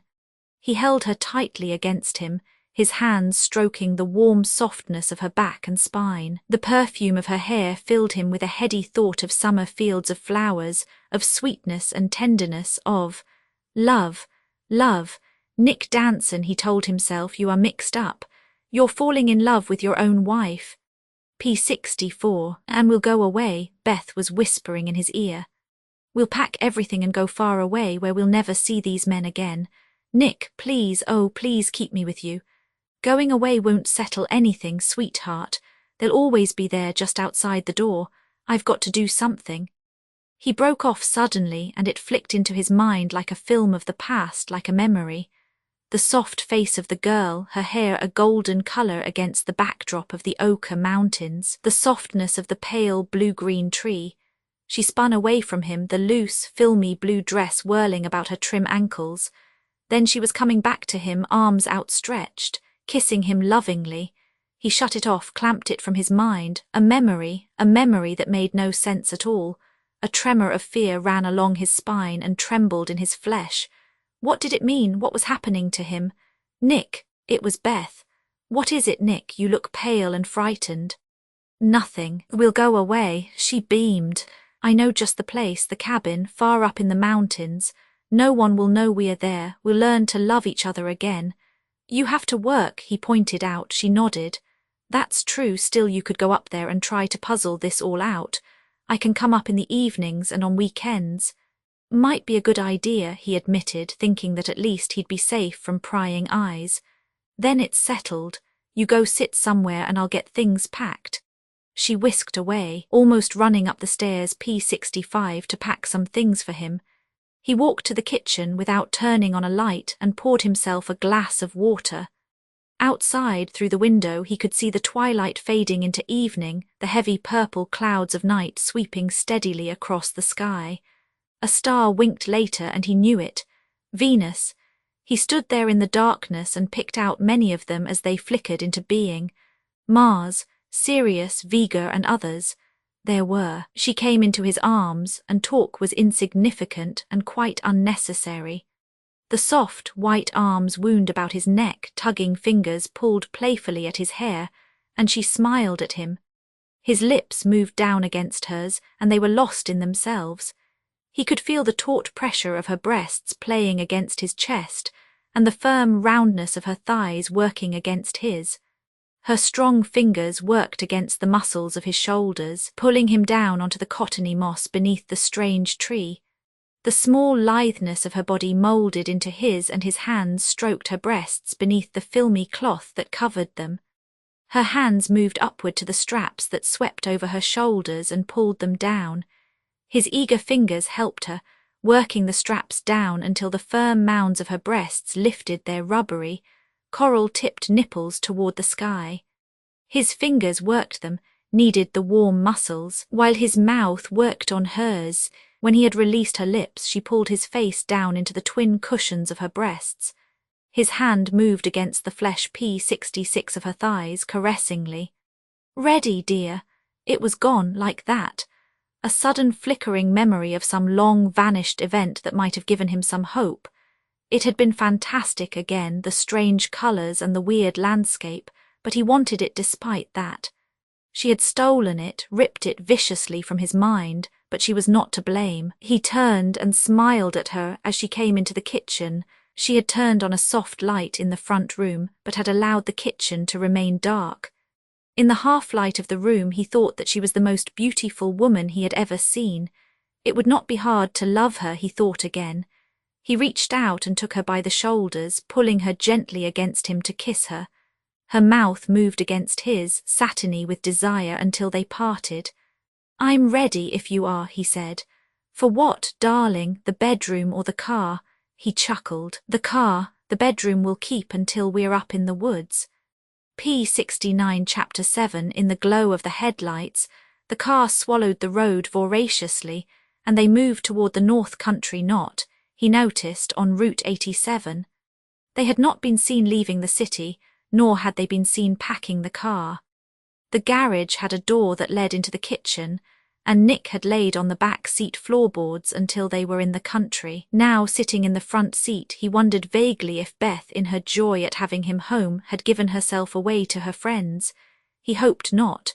He glanced sidewise at her and noticed that she drove with a smile on her face. "Is it far to the cabin?" he asked. "Not now, we're almost to the turn off." He lapsed again into silence, the old questions still whirling about in his mind. Who were the men who were after him? What did they want? How much had the FAA learned of the plane? Had they found something to pin it on him? What were these tiny, fleeting thoughts that cropped up in his mind? Was his mind trying to tell him something via the nightmares? And what of his best friend, Nolan Bryce? Where has he been? What is he up to? It struck Nick as odd that he had not encountered the detective yet. Surely he and Beth had been close the past year. How close?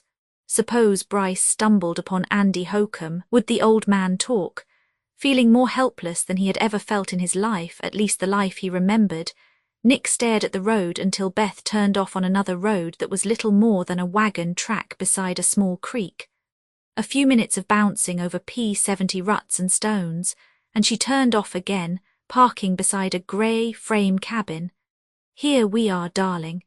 They got out, each taking a box from the back seat, and Nick followed her up the stairs to the porch. Beth set her box down and found the key. A moment later the lock clicked and she shoved the door open. "Wait till I find the light, Nick," she whispered. A moment later the light snapped on and a soft glow filled the front room of the cabin. They took the boxes to the kitchen and set them on the table, then went back into the front room. Nick studied the place. He liked the room a lot. There was a rugged manliness in the stone fireplace and the knotty pine walls, mingled with just a touch of Beth's femininity to make it neat. All in all, it was a well-laid-out place. He was attracted to the oil paintings that hung about the walls. "Like it?" Beth asked. He nodded. "But it doesn't bring back any memories." "No. Hell, honey, I can't even remember what I did for a living." She smiled sadly. "Want to see?" When he nodded, she motioned him to the other side of the front room and opened the door. She flicked on the light, and he stepped into a small study filled with the trappings of an artist. Tubes of paint lay on small tables, beside cans of turpentine, lacquer, and old paint rags. A half-finished nude adorned one of the heavy easels. There were a few watercolour sketches laying around as well as several oils. "Want to see some of your favourite models?" P71, he nodded numbly, and she drew open a drawer in the table and pulled out 4 fairly large oil paintings done on commercial painting boards. The first 2 were of Beth, one a nude and the other a semi-nude, with only her lovely breasts exposed. The second 2 paintings were of a girl who was not familiar at all. In the first picture, a portrait, she was seated before a table, contemplating a vase of flowers, a rather good-looking girl with jet-black hair and a soft, warm-looking face. The next painting was of the same girl, but this time she had been painted as a Hawaiian dancer and her skin was a trifle darker. She was a pretty girl, but her face and nicely formed body didn't ring a bell. "Who is she?" he asked. "Her name is Janet Homan. She lives about 4 or 5 miles from here on her father's farm." Beth nodded toward the green filing cabinet in the corner. "You have her file over there with your records. Doesn't any of this ring a bell, darling?" "No." She looked at him sadly, her face mirroring the way she felt. "I hope it'll come back, darling." He reached out and pulled her to him, holding her tight. "It'll come back," he whispered. "Come on. I want to build a fire in that fireplace. It's cool in here, even if it is summer." They went back out into the front room, and while Beth found some kindling, Nick wadded up some newspapers and stuffed them in the fireplace. When she brought it in, he lighted the stuff, and after it was going good, he added a couple of logs. He snapped off the light and grinned at her. "I like firelight," he told her. "It's restful." P72, she smiled back at him. "Restful, I think it's sexy." She had kicked off her pumps and was lying before the glow of the hearth on the thick rug. He arranged the mesh screen before the fire and lay down beside her. "Sexy, huh?" I don't know, darling. The warmth of the fire warms me up, I guess." He grinned and dropped his head to the cushions of her breasts. Her fingers played in his hair. "I'm glad," he told her. That used to be our favourite way of spending an evening." "Laying in front of a fire?" Nick asked. "Not just any fire, darling, this particular fire sans clothes." "Sounds like fun," he mused and rolled over to kiss the ripe redness of her lips. Her tongue stabbed a blade of passion at him and her arms pulled him close, Then, after a moment, she shoved him away and stood up. He propped himself on one elbow and looked at her. Her smile was impish as she unfastened the buttons of the white blouse and pulled it from the waistband of the navy blue skirt. Her fingers unhooked the snaps of the bra and dropped it to the floor beside the blouse. The firelight was golden against the swelling lift of her breasts and the flat expanse of her stomach. Nick felt the thundering beginning again to slam through his veins with the holocaust of a napalm bomb exploding against the ground as she unzipped the skirt and dropped it into a puddle on the thick rug. He watched in pounding fascination as she stepped daintily from the wall of the skirt, clad only in the pinkish transparency of her P73 panties. Then they too were a thing of the past, and Beth was smiling down at him, passion spearing from her eyes. "Will I still do?" she asked. "Do what?" he croaked. "You know," she laughed at him, kneeling on the rug. "Will I still do as a model?" He laid down flat and chuckled. "A model, sweetheart, is a small imitation of the real thing. You don't look imitation to me." He reached up and grabbed her arm to pull her down with him onto the rug, but she jerked away. "Oh no, you don't. You have to undress too." He grinned at her and peeled off his clothes quickly. She came into his arms then, and they made love, letting the glowing warmth of the fire caress them hotly. His hands smoothed her breasts while his mouth worked at the fire that was coming to life throughout her body. "Just like old times?" he asked softly. "Better, darling, much better." P75 Chapter 8. Sometime near midnight, Beth took the car and went home. Nick poured a cup of the coffee she had made for him and went back into the study to look at the paintings a second time. It was good, professional work, and he wondered if he could do the same stuff again. Hell, he decided, it'll be a long time until I get back at an easel. He finished the coffee and went up to bed. It took a while to get to sleep. Thoughts of the wrecked plane, Beth, the strange men and Nolan Bryce kept running around in his head without finding answers to the enigmas they presented to him. Finally he slept. He was looking at himself in the dream, but it was not in a mirror. He was standing inside a polished room, and the other Nick Danson lay on a bed wrapped in sleep. Nick blinked at the still duplicate of himself on the bed and turned away to look at the room he was in. It wasn't large. It appeared to be some kind of bedroom, and it was well lighted, although there were no lights to be seen. The walls seemed to glow, and everything was of a bright metal. The mirror caught his eye, and he saw himself in the same blue and yellow uniform that he'd worn before. The Danson who lay asleep on the bed was dressed in blue dress pants and a white shirt. The tie had been loosened at his throat, and his clothing was wrinkled badly. Suddenly, the other Danson opened his eyes and looked at Nick. For a moment he appeared P76 to be startled at seeing him, then he smiled. The smile erupted in a chuckle that became a laugh. The other Danson's face grew large and full, roaring out laughter at Nick, until the whole scene changed from one of odd curiosity to one of absolute horror, the kind of weird horror that can come only from peals of loud, echoing laughter rolling through the caverns of the mind. Nick awoke gasping, his fingers knotted in the sheets of the bed and a cold sweat beading out upon his face. His heart hammered in his chest like a drum, threatening to leap to his throat at any moment. He looked around anxiously for Beth, but the silence of the room reminded him that she had gone back to the city and her job. Dawn was breaking and the dim light filtered through the unwashed windows. There was little point in trying to sleep now. Might as well get his clothes on and try to start unraveling a long thread of odd events. He pulled on his clothes slowly and slid his feet into his shoes, wondering where to begin the climb back to himself. It would be bad enough for an amnesia victim to regain all his memory if given an unlimited length of time this way, with people closing in on all sides.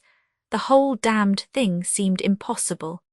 He hooked the last button on his shirt, stuffed it into his pants, and headed for the kitchen. He warmed up last night's coffee and it tasted like warm sulfuric acid, but it brought him around to full consciousness, even if his stomach did object to it. When he had finished the coffee, He found the library in the den and began reading a few of the P-77 titles. Often, he remembered, a lot could be told from a man by his reading habits. There were books by Bridgman, Zaindenberg and Loomis. Almost everything on the shelves pertained to art in some form or another, except for the last row. There were about 15 science fiction volumes, mostly collections of short stories, from Asimov to A. E. Van Vogt. He had a fleeting idea to start reading the stuff in an effort to determine whether or not his strange dreams came from somewhere within the pages. Then he rejected it. It would take a hell of a long while to even skim through that mass of literature, and he didn't have the time. He shoved a copy of H. Beam Piper back onto the shelf and straightened. To hell with it, he had the whole house to search, before he started fumbling through something as far out as science fiction. He started rummaging through the various rooms of the place with systematic carefulness, hoping. When he finished the search, it was noon.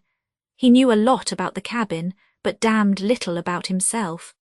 The cramped, dismal attic contained what was left of pictures, odd bits of furniture and clothes after the local field mice and porcupines had their annual convention up there. The 3 bedrooms revealed nothing except the usual gear to be found in any bedroom, and of the downstairs section of the place, only the art studio and the combination den library was of interest. And even these places shed no light upon the ghost of the man that haunted him. The studio contained all of the trappings of an artist, even though it was in rather battered-up shape, and the den was a wall-to-wall replica of what a woodsman might have owned. There were the books, the stuffed heads, and of course the guns.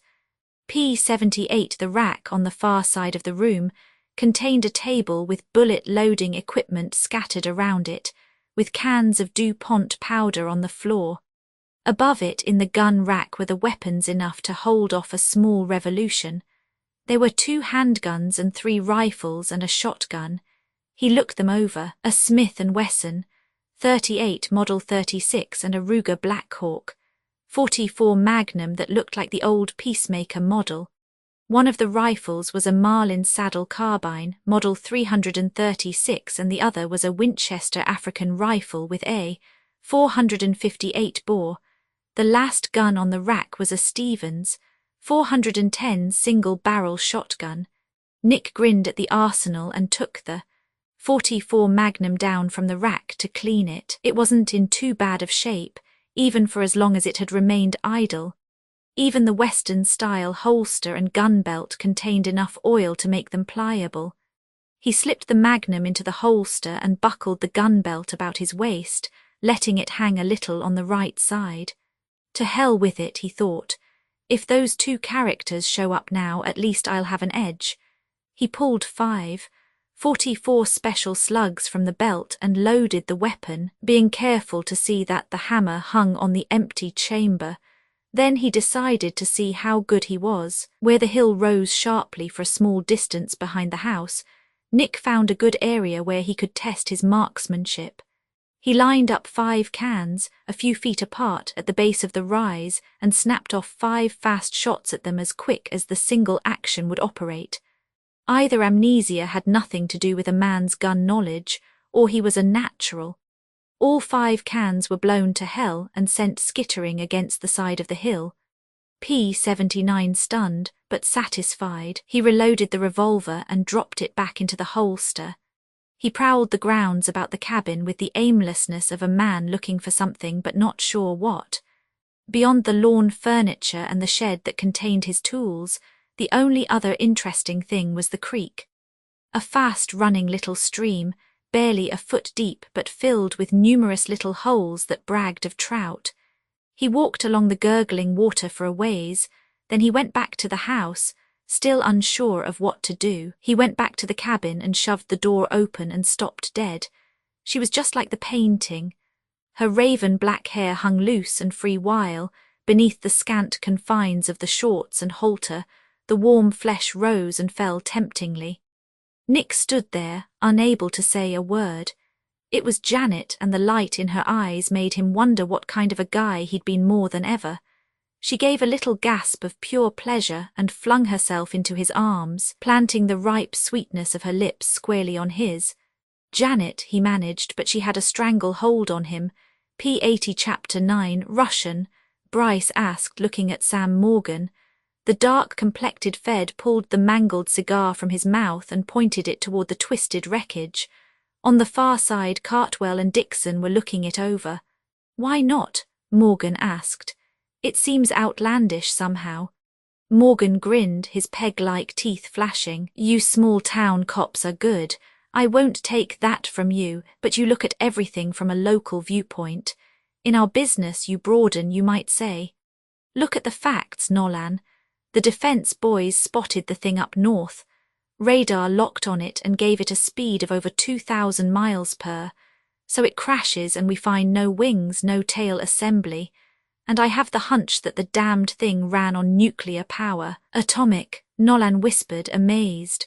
While the federal cop talked about nuclear power and fantastic speeds, all Bryce could think of was the watch he'd found at the scene. How the hell could an artist learn to pilot a thing like that in a mere 13 months, and what the hell was behind it all? "You mean atomic power," Morgan nodded.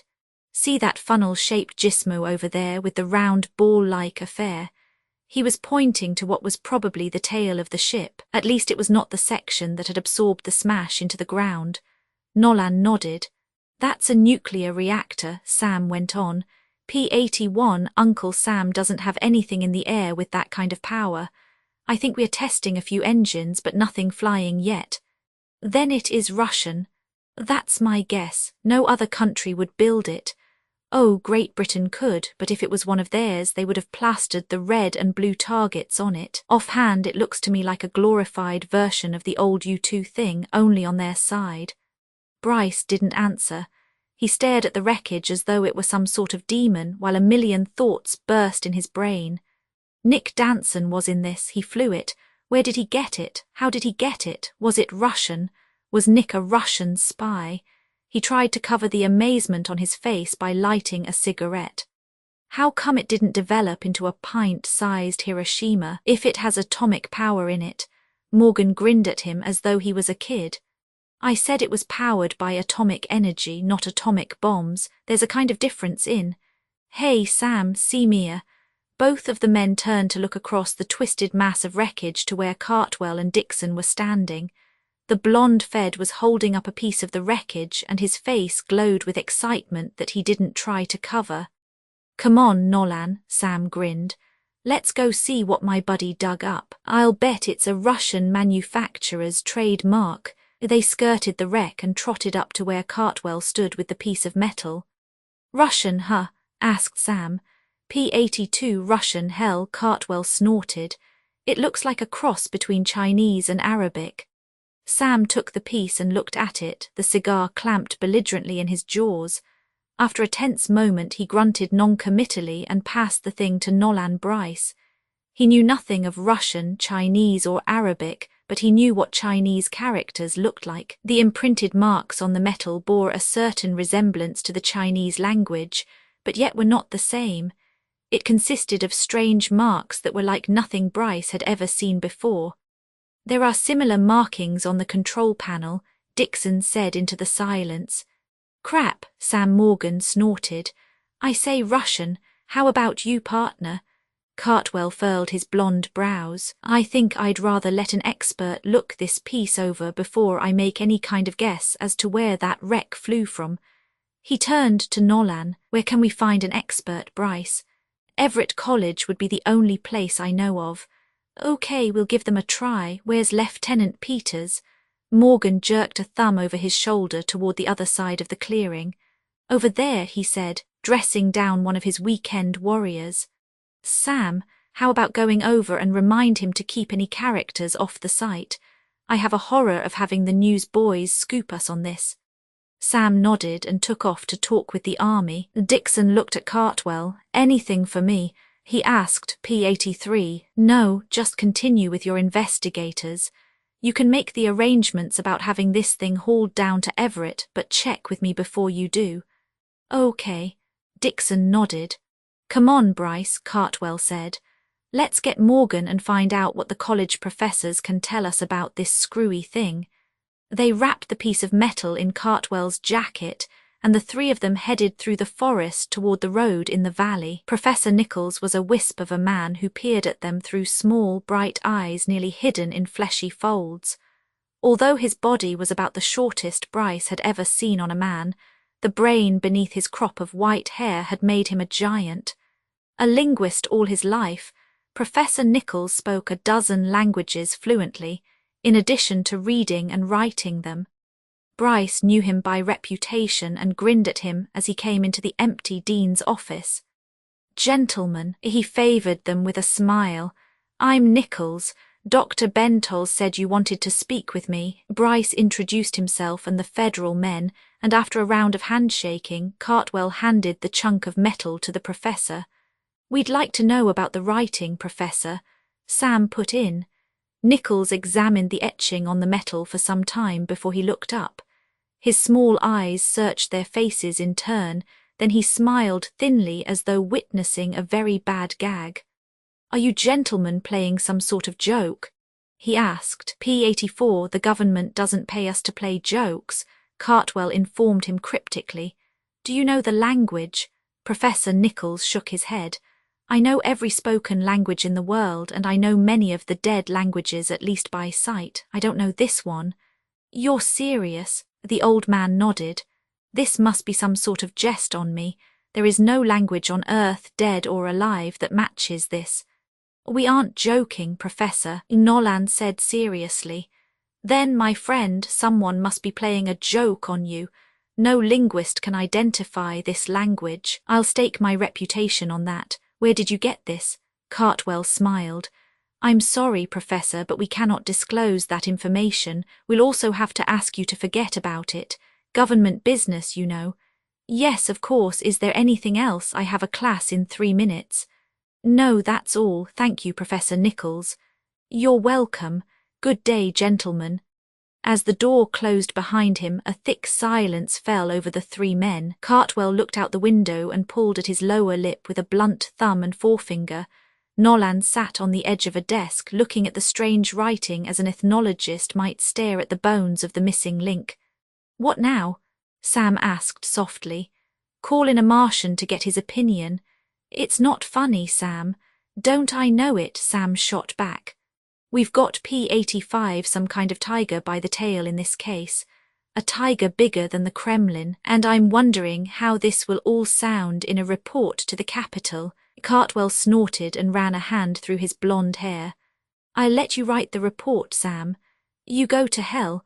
I like my job and I don't want to get booted out because of a science fiction twist on an otherwise normal investigation." "What's the next move?" Nolan asked, trying to ignore the sinking feeling in his stomach. Cartwell shrugged. "Go back to the wreck, I guess, and try to figure out something." Sam suddenly slammed his fist on the table and several textbooks danced. "John," he exploded, "you know what this means, don't you? If the professor's right and this gibberish on this chunk of metal isn't an Earth language, then we got problems. You know what we got up there?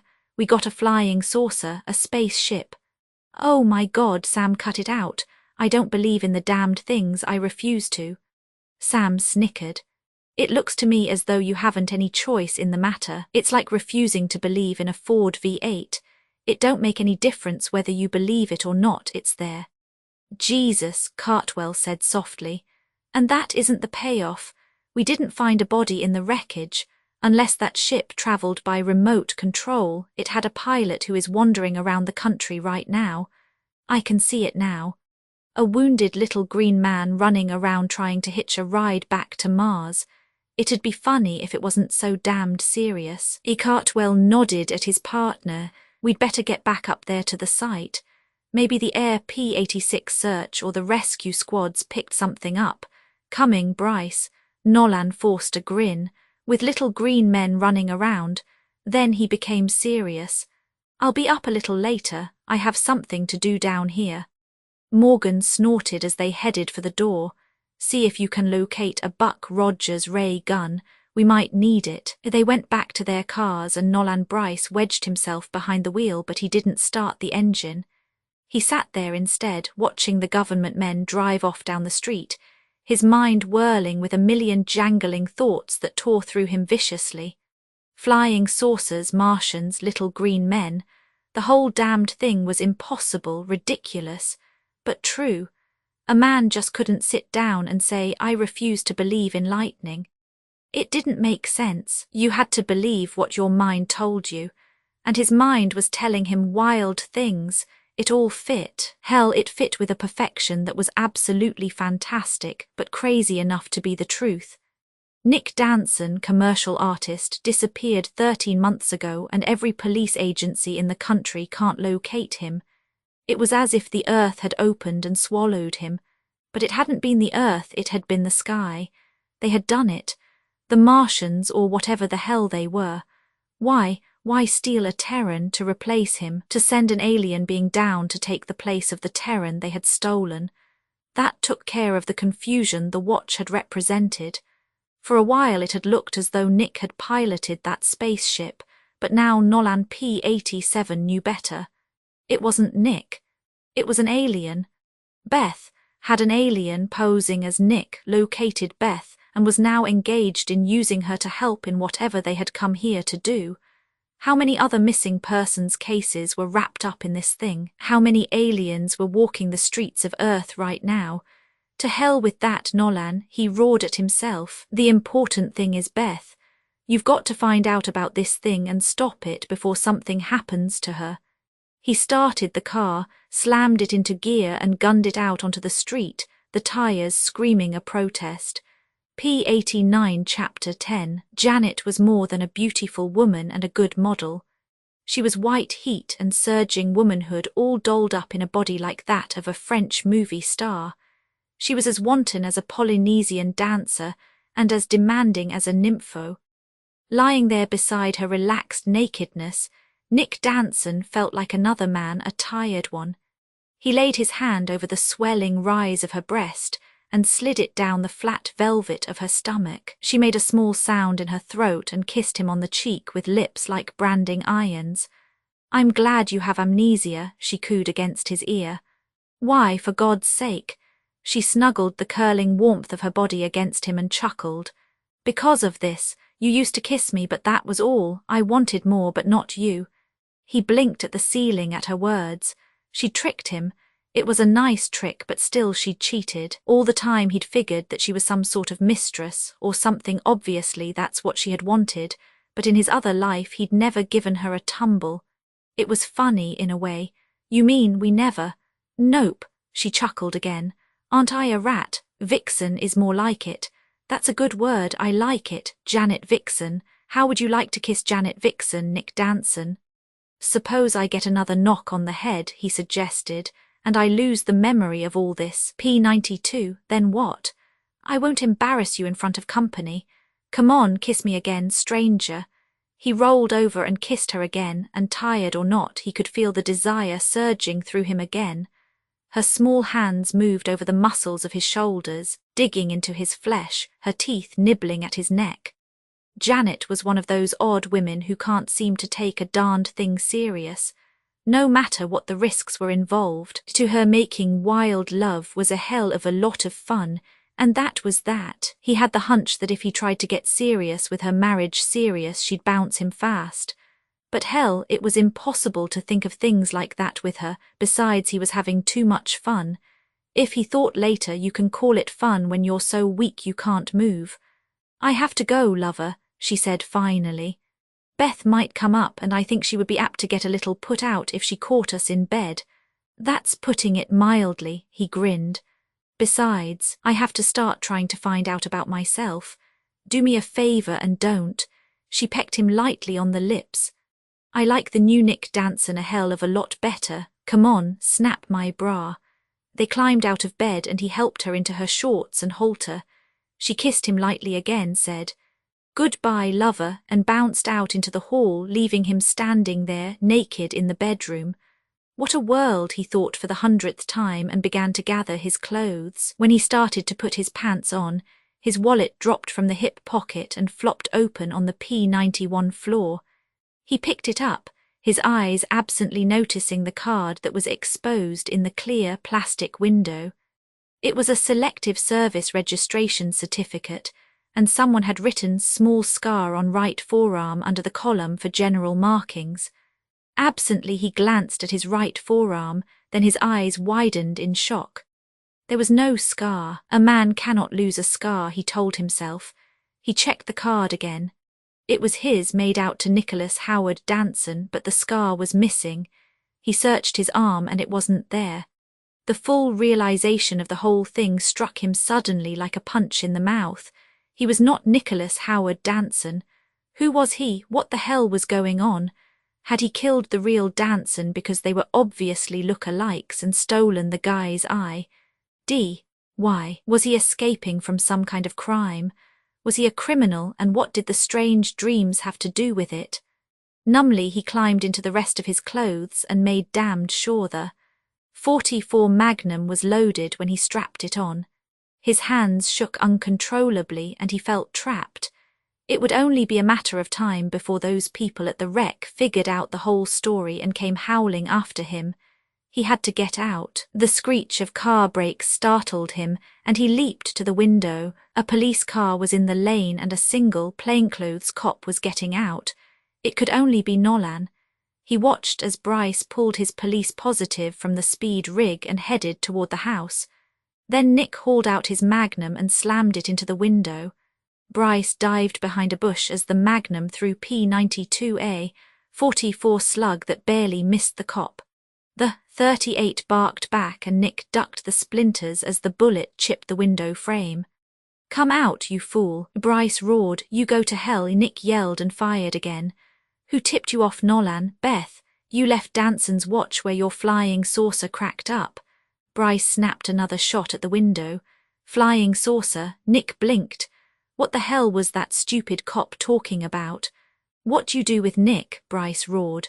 Nick let the Magnum answer for him, not trusting his voice. In the few seconds that followed, Nick, in his nervous excitement, emptied the revolver at Bryce, but never even grazed him. He cursed and began thumbing cartridges into the Ruger.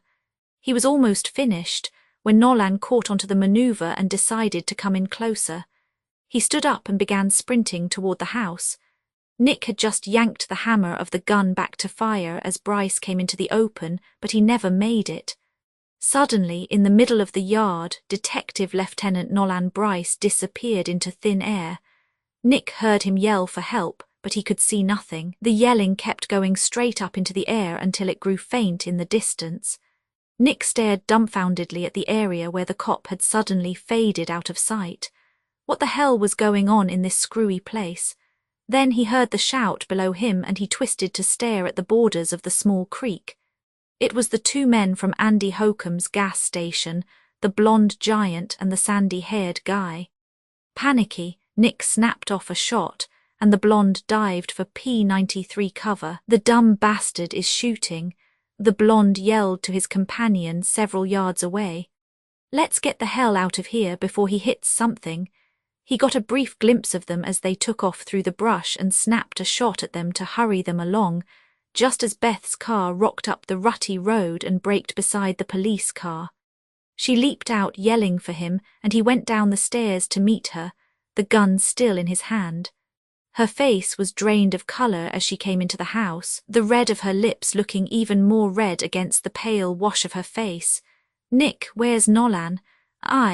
"Oh my God, Nick, have you killed him?" "I couldn't hit him," Nick told her. "I emptied the Magnum at him and he disappeared into the air." His eyes had a wild look in them. "Right into the air," he added inanely. Everything was so balled up. Everything was crazy. He wasn't Nick Danson. He didn't know his name. Bryce vanished into thin air. The two guys were dogging his tracks. Women came out of the woodwork to make love to him. What the hell else could possibly happen? Beth was staring at him. "You killed him," she breathed. No, he vanished. Honest to God, I never even came close to hitting him. I might as well have thrown rocks." "Men do not disappear into thin air," she said. "Listen, forget that for a minute. How'd he P94 know I was here?"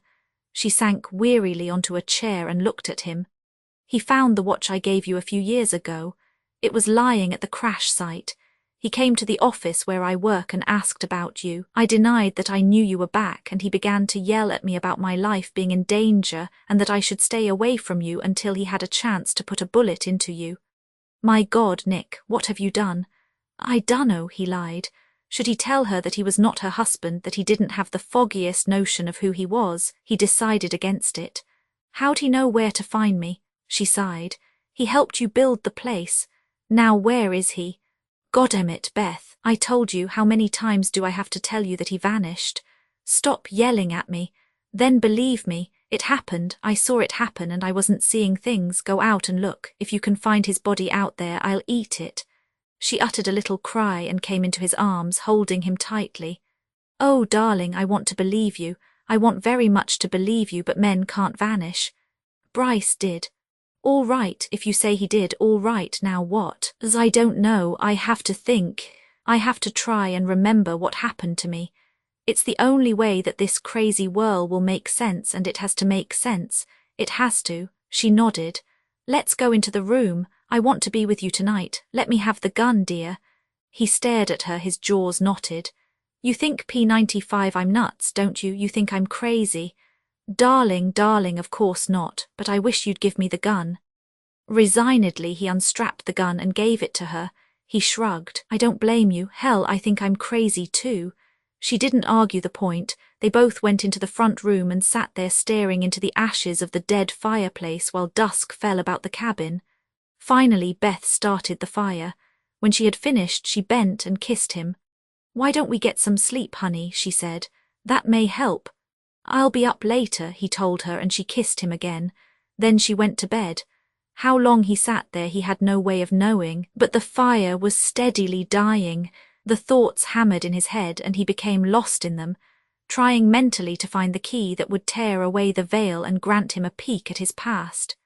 Bits and snatches had filtered through, garbled and incoherent, that had tried to shed light yet could not. And while he leaned toward one conclusion, drawn from the dreams, he felt it too fantastic for belief. He was so absorbed in his thinking that he never heard the door open slowly. When he did hear the soft tread behind him, it was too late. A handkerchief of chloroform was clamped strongly over his face. He struggled, trying to get away from the hands that held him, but he was powerless. The chloroform got to him. He couldn't breathe. He slept. P97 Chapter 11. The ship came to rest upon a flat, ochre-coloured plain beside a brilliant white city encased in thick, heavy walls. There was a dull pain in his head and fire in his leg, but he was alive. He lay limply upon the bed while First Spacer Navi plied him with honey wine to dull the pain. He grinned, studying the blonde giant's warm, friendly face. He was among friends. The tall, yellow-eyed Thistchans had failed to kill him, and Navi had whisked him away into the violet sky. Thought we'd lost you, Laws, Navi grinned. You almost did, he replied, choking on the Thister honey wine. Haven't you anything else, something from Darken? Sorry, friend, Navi grinned, but you can be glad to get this. The 36th Command has been drinking up even this stuff. I'll see you later in the hospital. All right, Navi. The big man started away, but Laws stopped him by grabbing his blue sleeve. Navi. Yes, thanks a lot. First Spacer Navi punched him playfully on the arm and left the compartment. The medical men came in then, hooking the anti-gravity capsules to the bed and setting them into motion. The cot-like stretcher lifted and the men towed him out to the freight elevator. As they stowed him into the ambulance, he could see Navi's staff car skimming toward the commandant's building to make out his report. P98, no doubt Commandant Imrai would be coming to see him later on. Nick groaned. Another dream that was beginning to clear things up a little. He's coming around. The words were not English, but Nick understood them. The big blonde cursed softly. Speak English, Thessa, someone might hear you. There hasn't been anyone around this farm in months, Thessa replied, lapsing into English. But if you're getting particular, don't call me Thessa. Nick opened his eyes and blinked at them. It was the two watched dogs, the blonde and his sandy-haired friend. The giant was grinning at him. Hello, he beamed. Remember me? No, who in hell are you? Nick struggled to get out of the chair he'd been dumped in but was pushed back firmly. When you didn't report, we went out to find you. The old guy at the gas station covered up for you, so we had to watch Beth's house. Used all kinds of tricks, Laws. Why in the blue heaven didn't you make contact? You're Navi. Nick stared with wide eyes. You're the man in the dream.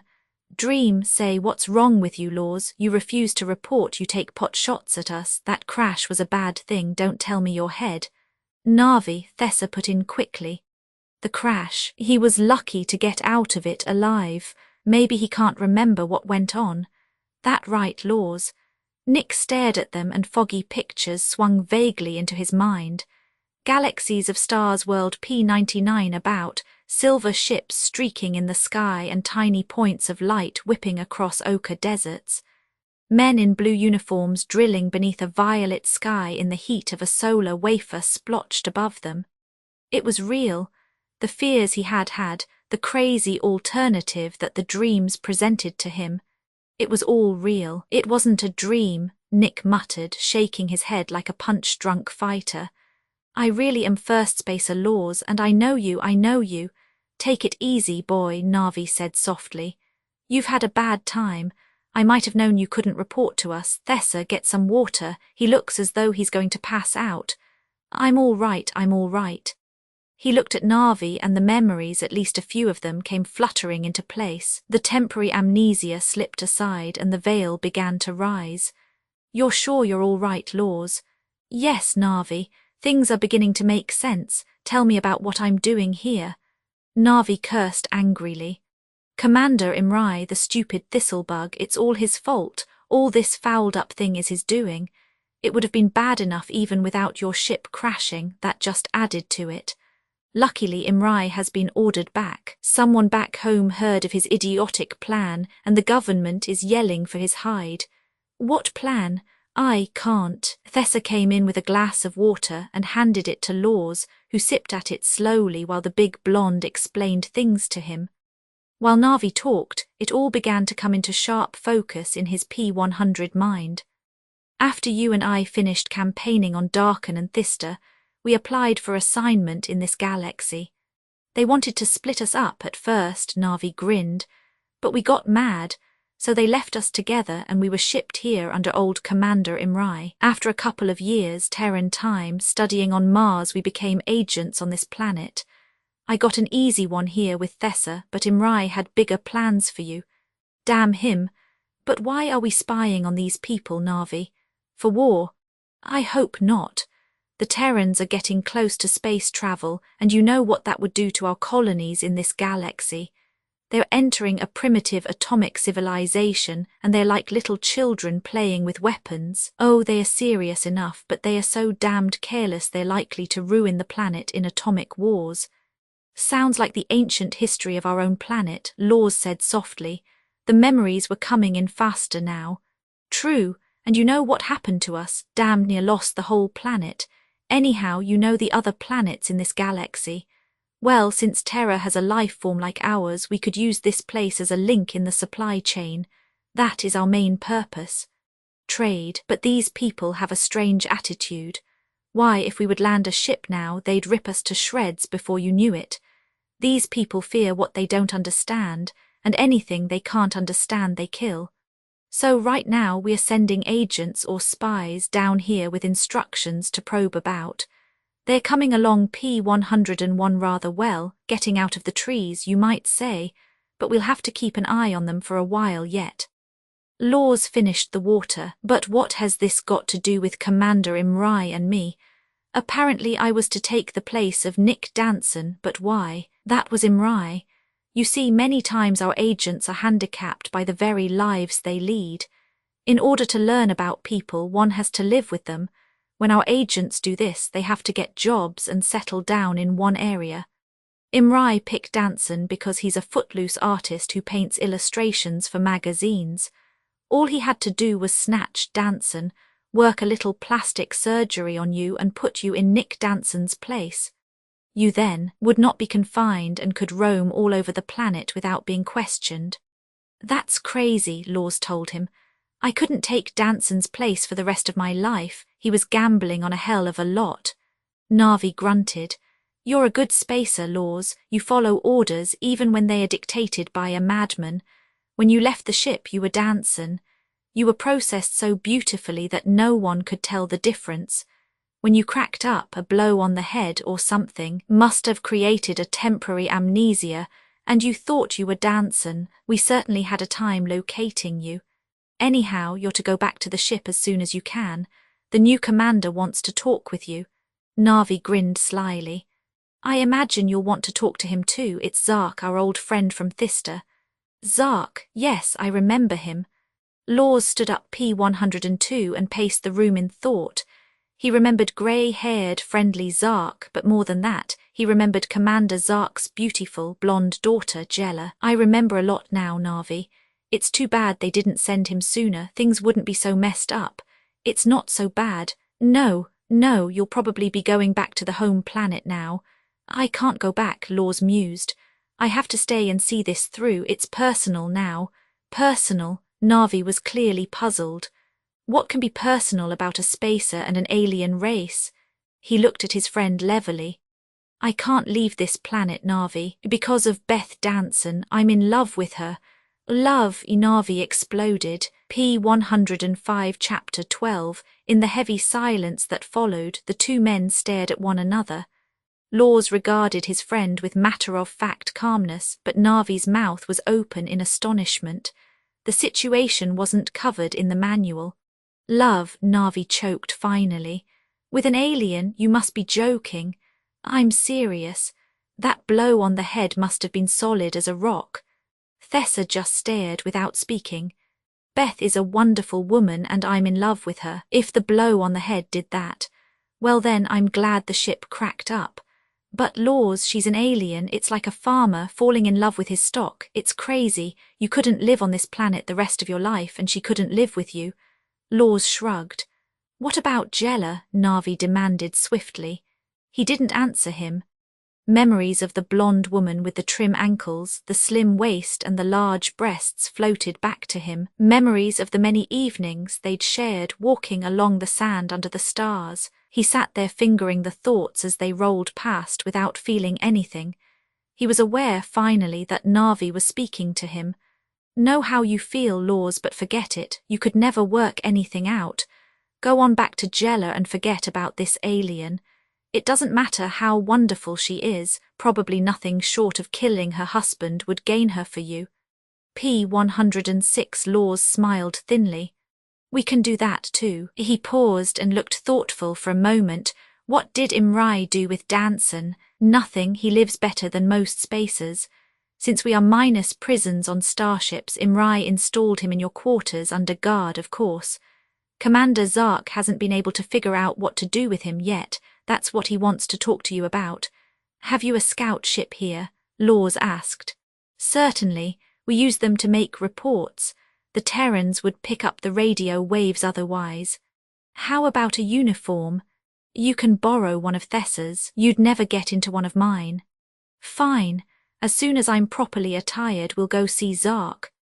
Grinning at Narvi, Laws followed Thessa into the bedroom for the uniform. Later, dressed in the uniform of a first spacer, Laws checked himself in the mirror of the bedroom, making certain that he was properly dressed.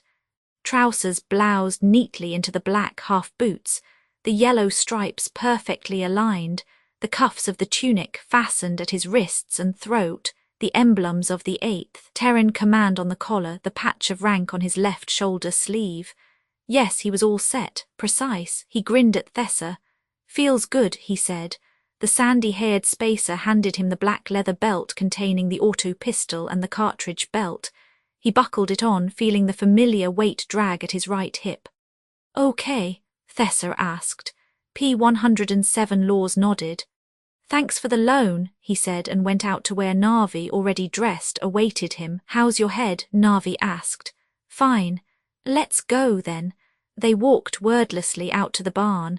The blonde snapped on a small light near the scout ship and Laws went up close to examine it. Climb in, Narvi invited. I have to scan the area and make sure no one will see the take-off. Laws leaped to the cockpit and opened the plastic dome. He dropped lithely into the seat, his feet moving automatically to the rudder pedals, his hands impatiently fingering the controls. So much was coming back, so many remembrances with each second of time. He was not Nicholas Howard Danson, and he had never been. He was First Spacer Laws of the 8th.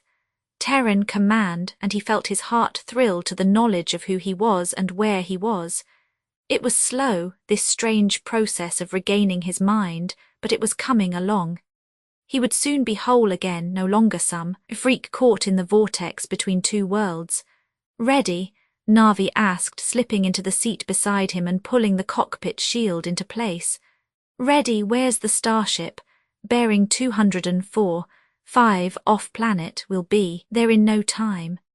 The barn door swung open as Navi started the scout ship, and they moved out into the night, hovering a foot off the barn floor until they were outside. Navi conned the ship, working the P-108 verti-control expertly, and the little craft whistled upward at a gentle speed.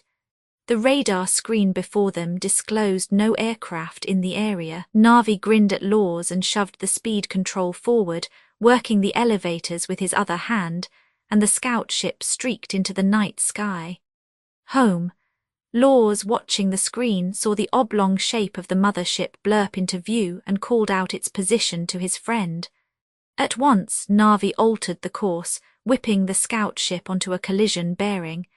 When they were close enough, they used their signal and heard it answered. The ship slipped in easily as the port opened in the starship's side. Navi guided the craft in with tender hands and settled it gently on the floor. A positioner hooked a line to the ship and pulled it quickly into the repair bins. A light winked in the wall. The area was again pressurized. They climbed out and dropped to the floor as a crew of repairmen went to work on the ship. Navi slapped Laws on the arm. "I'm going below for a drink. Join me." Laws shook his head. "No, thanks. I might be down a bit later, but right now I'd best talk to the commander." "Right. Just don't tell him that you're thinking of jilting his only daughter for an alien, or he'll turn 4 different shades of purple." Laws grinned and watched the big blonde stride away to the elevator that would take him down to the bar on the first level. Then he walked off in the opposite direction, heading toward the P-109 forward end of the ship, where he would find his future father-in-law, Commander Zark. Spacers in the gleaming halls saluted him in the traditional manner, a hand clasped to the hip that held their holstered auto-pistol, and it was a good feeling. He had almost forgotten. The commander's guard stopped him outside the door, but when he explained who he was and what he wanted, they nodded in unison. One of them pressed a button which opened the door to the vestibule outside the commander's office. Laws stepped inside, and the door hummed shut behind him. The vestibule was little more than a box-like room containing a small VISI screen. He pressed the small black button at the base of the dark screen and kept his finger on it while the lines waved. "First Spacer Laws to see the commander," he said, as the rotund face of his future father-in-law waved and blurred into focus. "Come in, Laws, come in." Zark's voice was a bellow of pleasure. The heavy door swung open, and Laws stepped into the room to click his heels and slap his right hand against the black holster before the commander's desk. "First Spacer Laws reporting, sir," he said, as Zark got up from the chair and came toward him. "Laws, my son, how are you?" They grabbed each other by the shoulders and laughed like children. Laws, despite his love for Beth Danson and the trouble that was undoubtedly coming up, was happy as a Terran child at Christmas to see the older man. "Laws, let me look at you. It's been eons since Thista. Jella's fair dying to get her hands on you P-110 again." He winked at Laws. "And I imagine you are too. She's here." A ray of panic touched him and he hoped that it didn't show. "Not that I know of unless a ship came in. The last I heard, she was waiting for a ship to take her off the base on Mars. She swears she'll get you this time, or she's going back home to find an old mushshell gatherer." Laws laughed with Zark, who released him to pull a flask of wine from his desk. As he poured 2 tumblers of the milk-white wine, he winked at the young spacer. From the home planet, he grinned. Mallowine, I'll wager you haven't tasted it in a long time. Not since Thista, Laws assured him, accepting the tumbler. He held up the glass for a toast.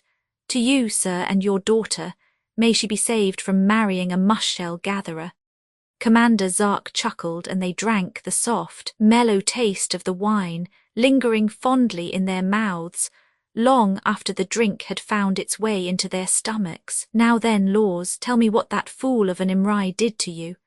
He told the commander everything, watching the older man nod his head from time to time, the stubby fingers of his hands forming a pyramid before his lips as he slumped in his chair. Laws left nothing out except his love for Beth Danson. He couldn't bring himself to tell about that.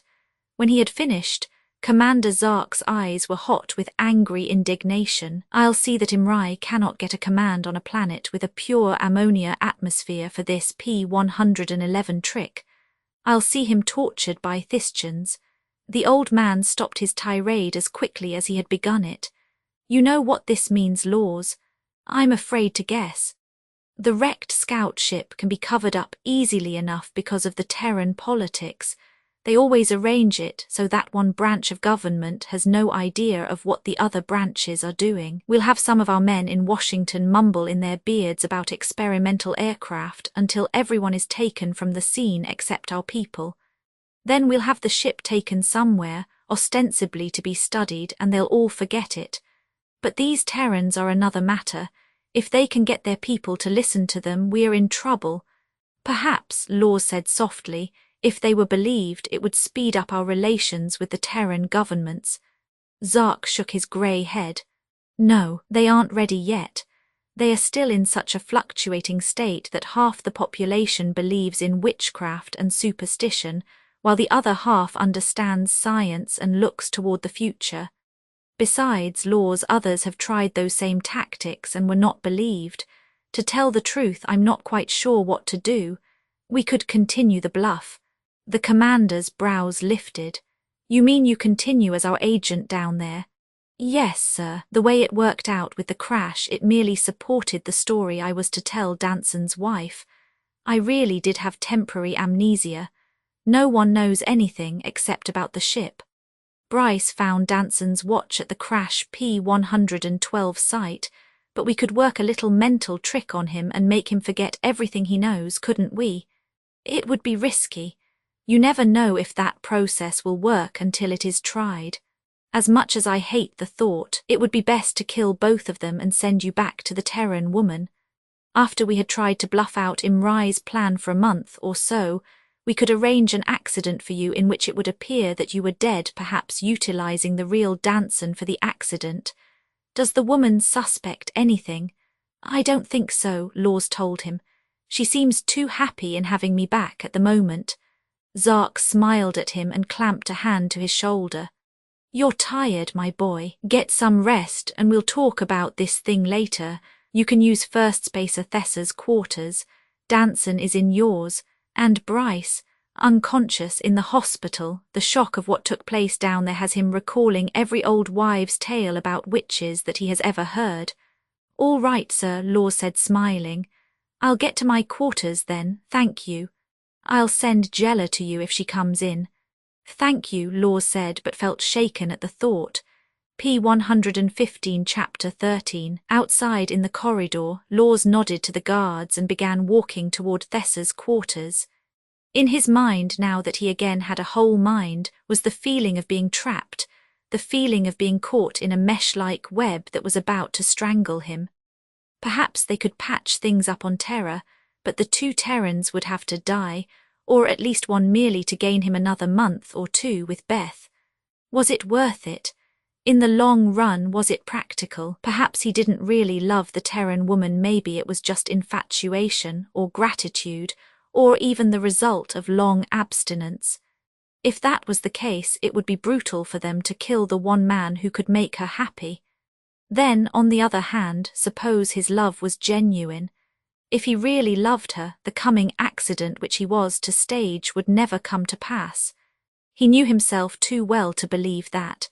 He would take Beth and run, get away into another country, change his name, his features, He smiled to himself and remembered his training on Mars and the ability of the spacemen to reach out with a long arm to stop anything. Anything. We are the gods, he remembered. We are the gods who move with lightning and speak in thunder. The Terrans are like so many cows that need a watchful eye upon them at all times. Gods. Yes, in a manner of speaking, he decided that they were gods. But what did the book say about one of the minor gods being P-116 caught up in a crazy thing like this? It had never happened before. Without actually realizing it, he found himself standing at the door to his own quarters. A single guard armed with an auto rifle stopped him when he approached the door. "I'm sorry, sir," the spacer said. "You cannot enter here." Danson was on the other side, he knew. Nicholas Danson, the artist, the man with whom he had traded places. Suddenly he wanted to speak with the man, find out about him. All at once Danson was not just another Terran, he was a man with feelings, emotion. "I'm First Spacer Laws," he heard his voice rumble with authority. "I'd like to speak with the Terran." The guard stiffened. "I'm sorry, sir, I didn't know who you were. You will open the door, Spacer." "Yes, sir, but you'd best leave your sidearm with me." Laws nodded and pulled his auto pistol from the black leather holster and handed it to the guard who stuffed it into his belt. He reached back and unlocked the door. As it swung open, Laws stepped inside. The room was not large, it couldn't be very big on a starship, but it was serviceable. There was a dresser and locker for uniforms, as well as a VC screen, a couch, and a small bed. The Terran was lying on the bed, reading. Laws smiled at him. They could have been twins of the same mother, were it not for the fact that Terran's disposition was different. He hadn't shaved in a few days, and his black hair was P-117 tangled. Even the fatigue uniform he wore was rumpled badly. "Hello, Danson," Laws said in English, and to his acute surprise, the Terran answered in Laws' tongue. "This mortal bids welcome to the great god, Laws," Danson said with a faint smirk. "You speak my language?" Laws asked, puzzled. "Why not? You speak mine.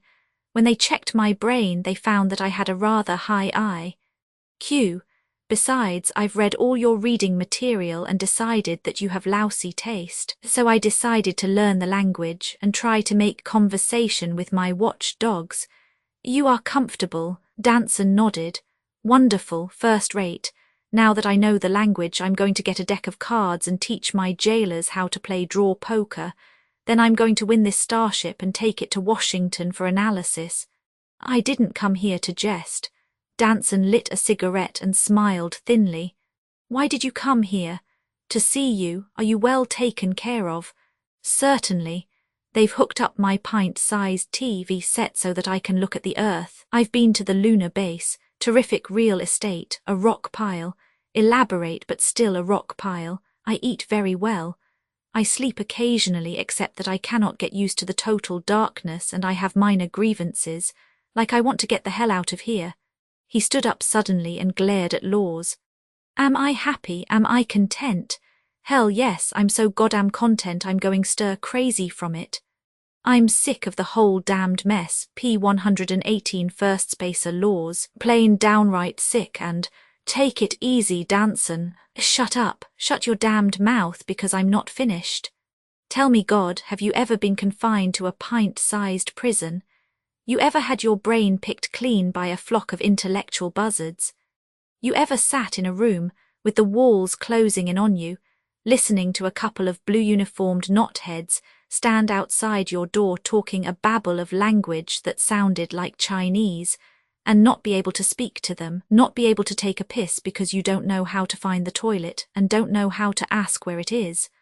Well, I have, and I'm up to my ears with this whole bit.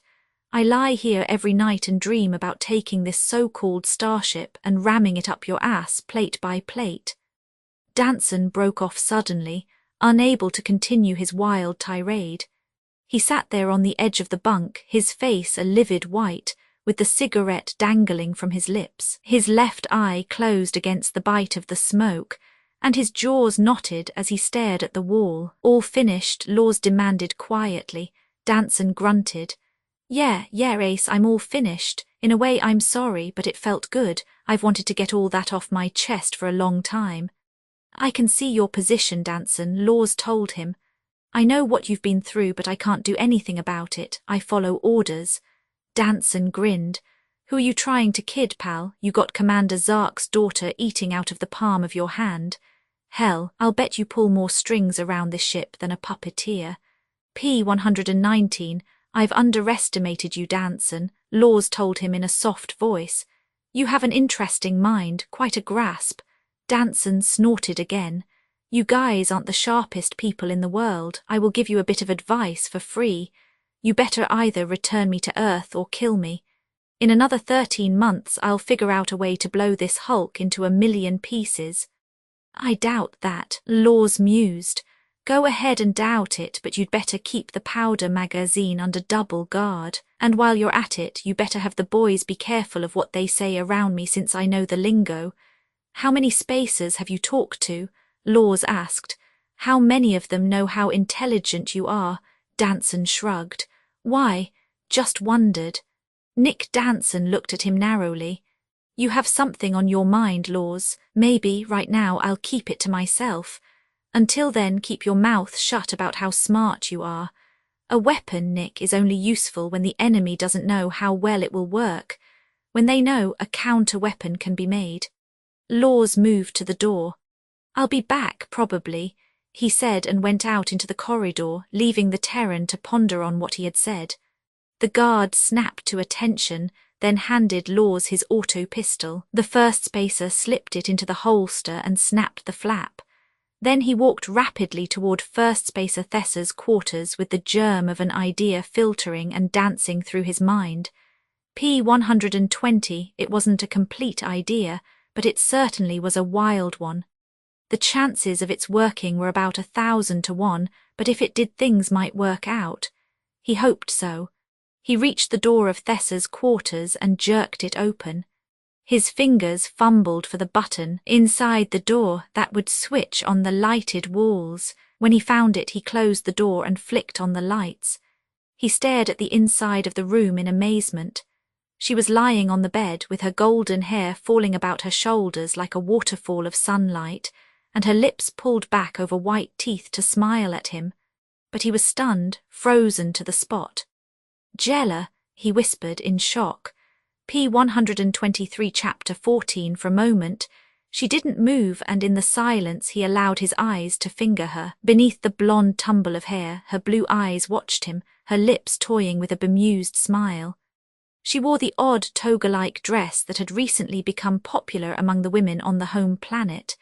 It was a white colour, trimmed in a pale blue that went well with her hair, but Laws hardly noticed it.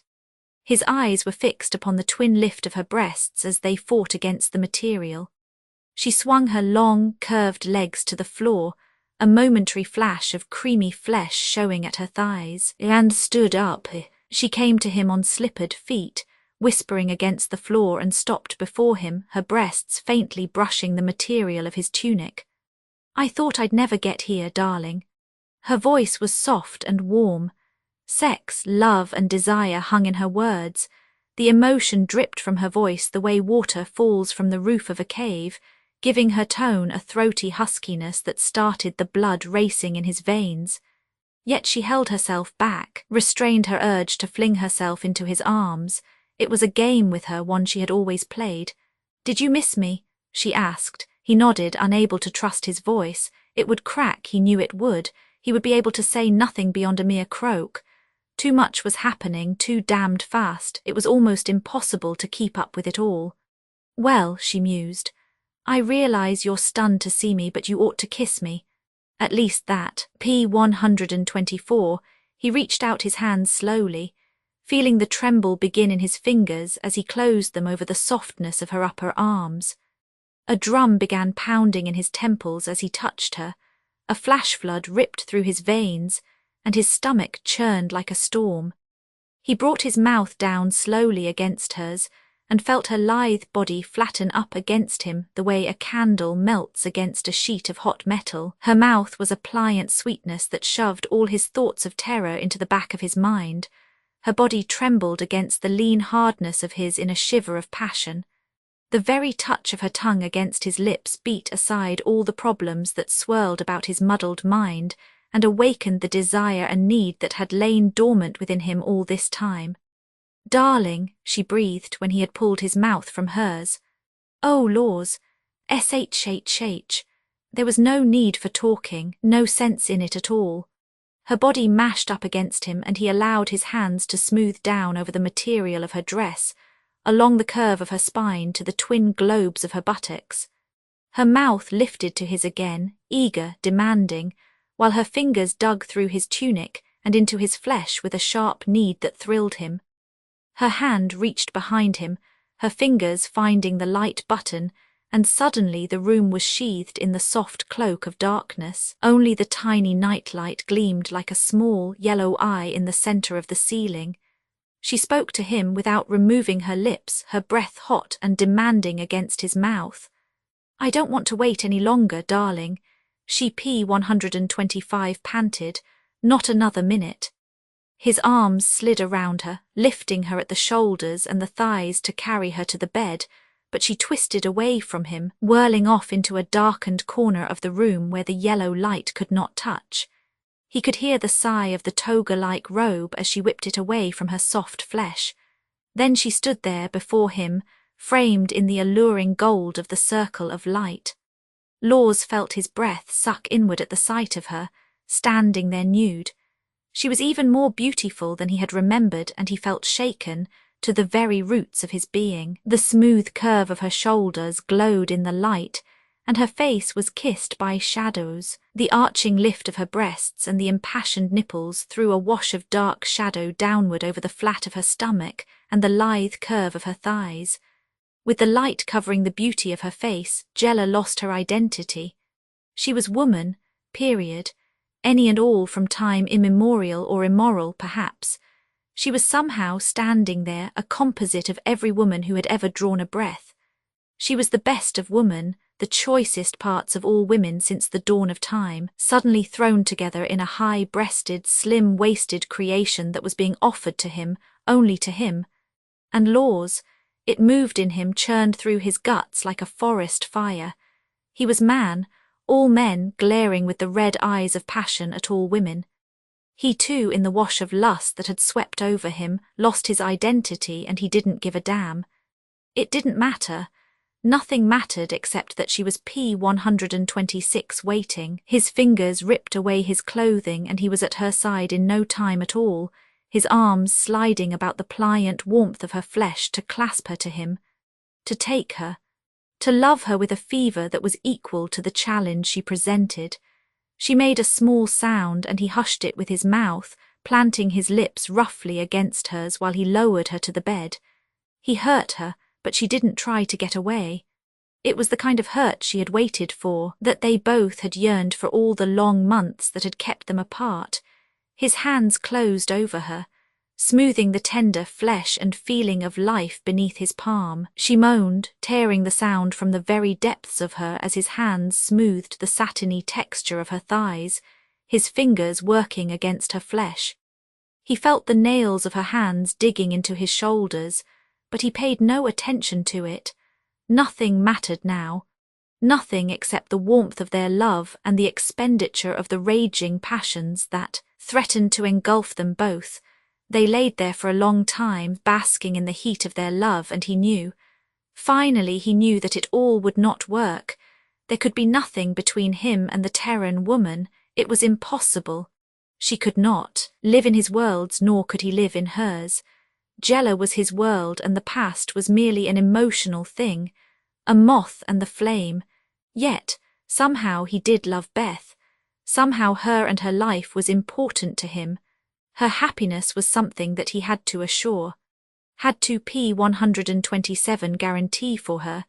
He had to work out a plan that would solve everything and return the whole business to a state of normalcy. It would be difficult, if not impossible, and he knew that Zark would never listen to him, never allow him to carry it out. But he had to do it. There would be all kinds of risks, and if he failed in the thing, he might have to pay with his life. If he managed to accomplish it, he would get nothing as a reward, except perhaps the hand of the commander's daughter.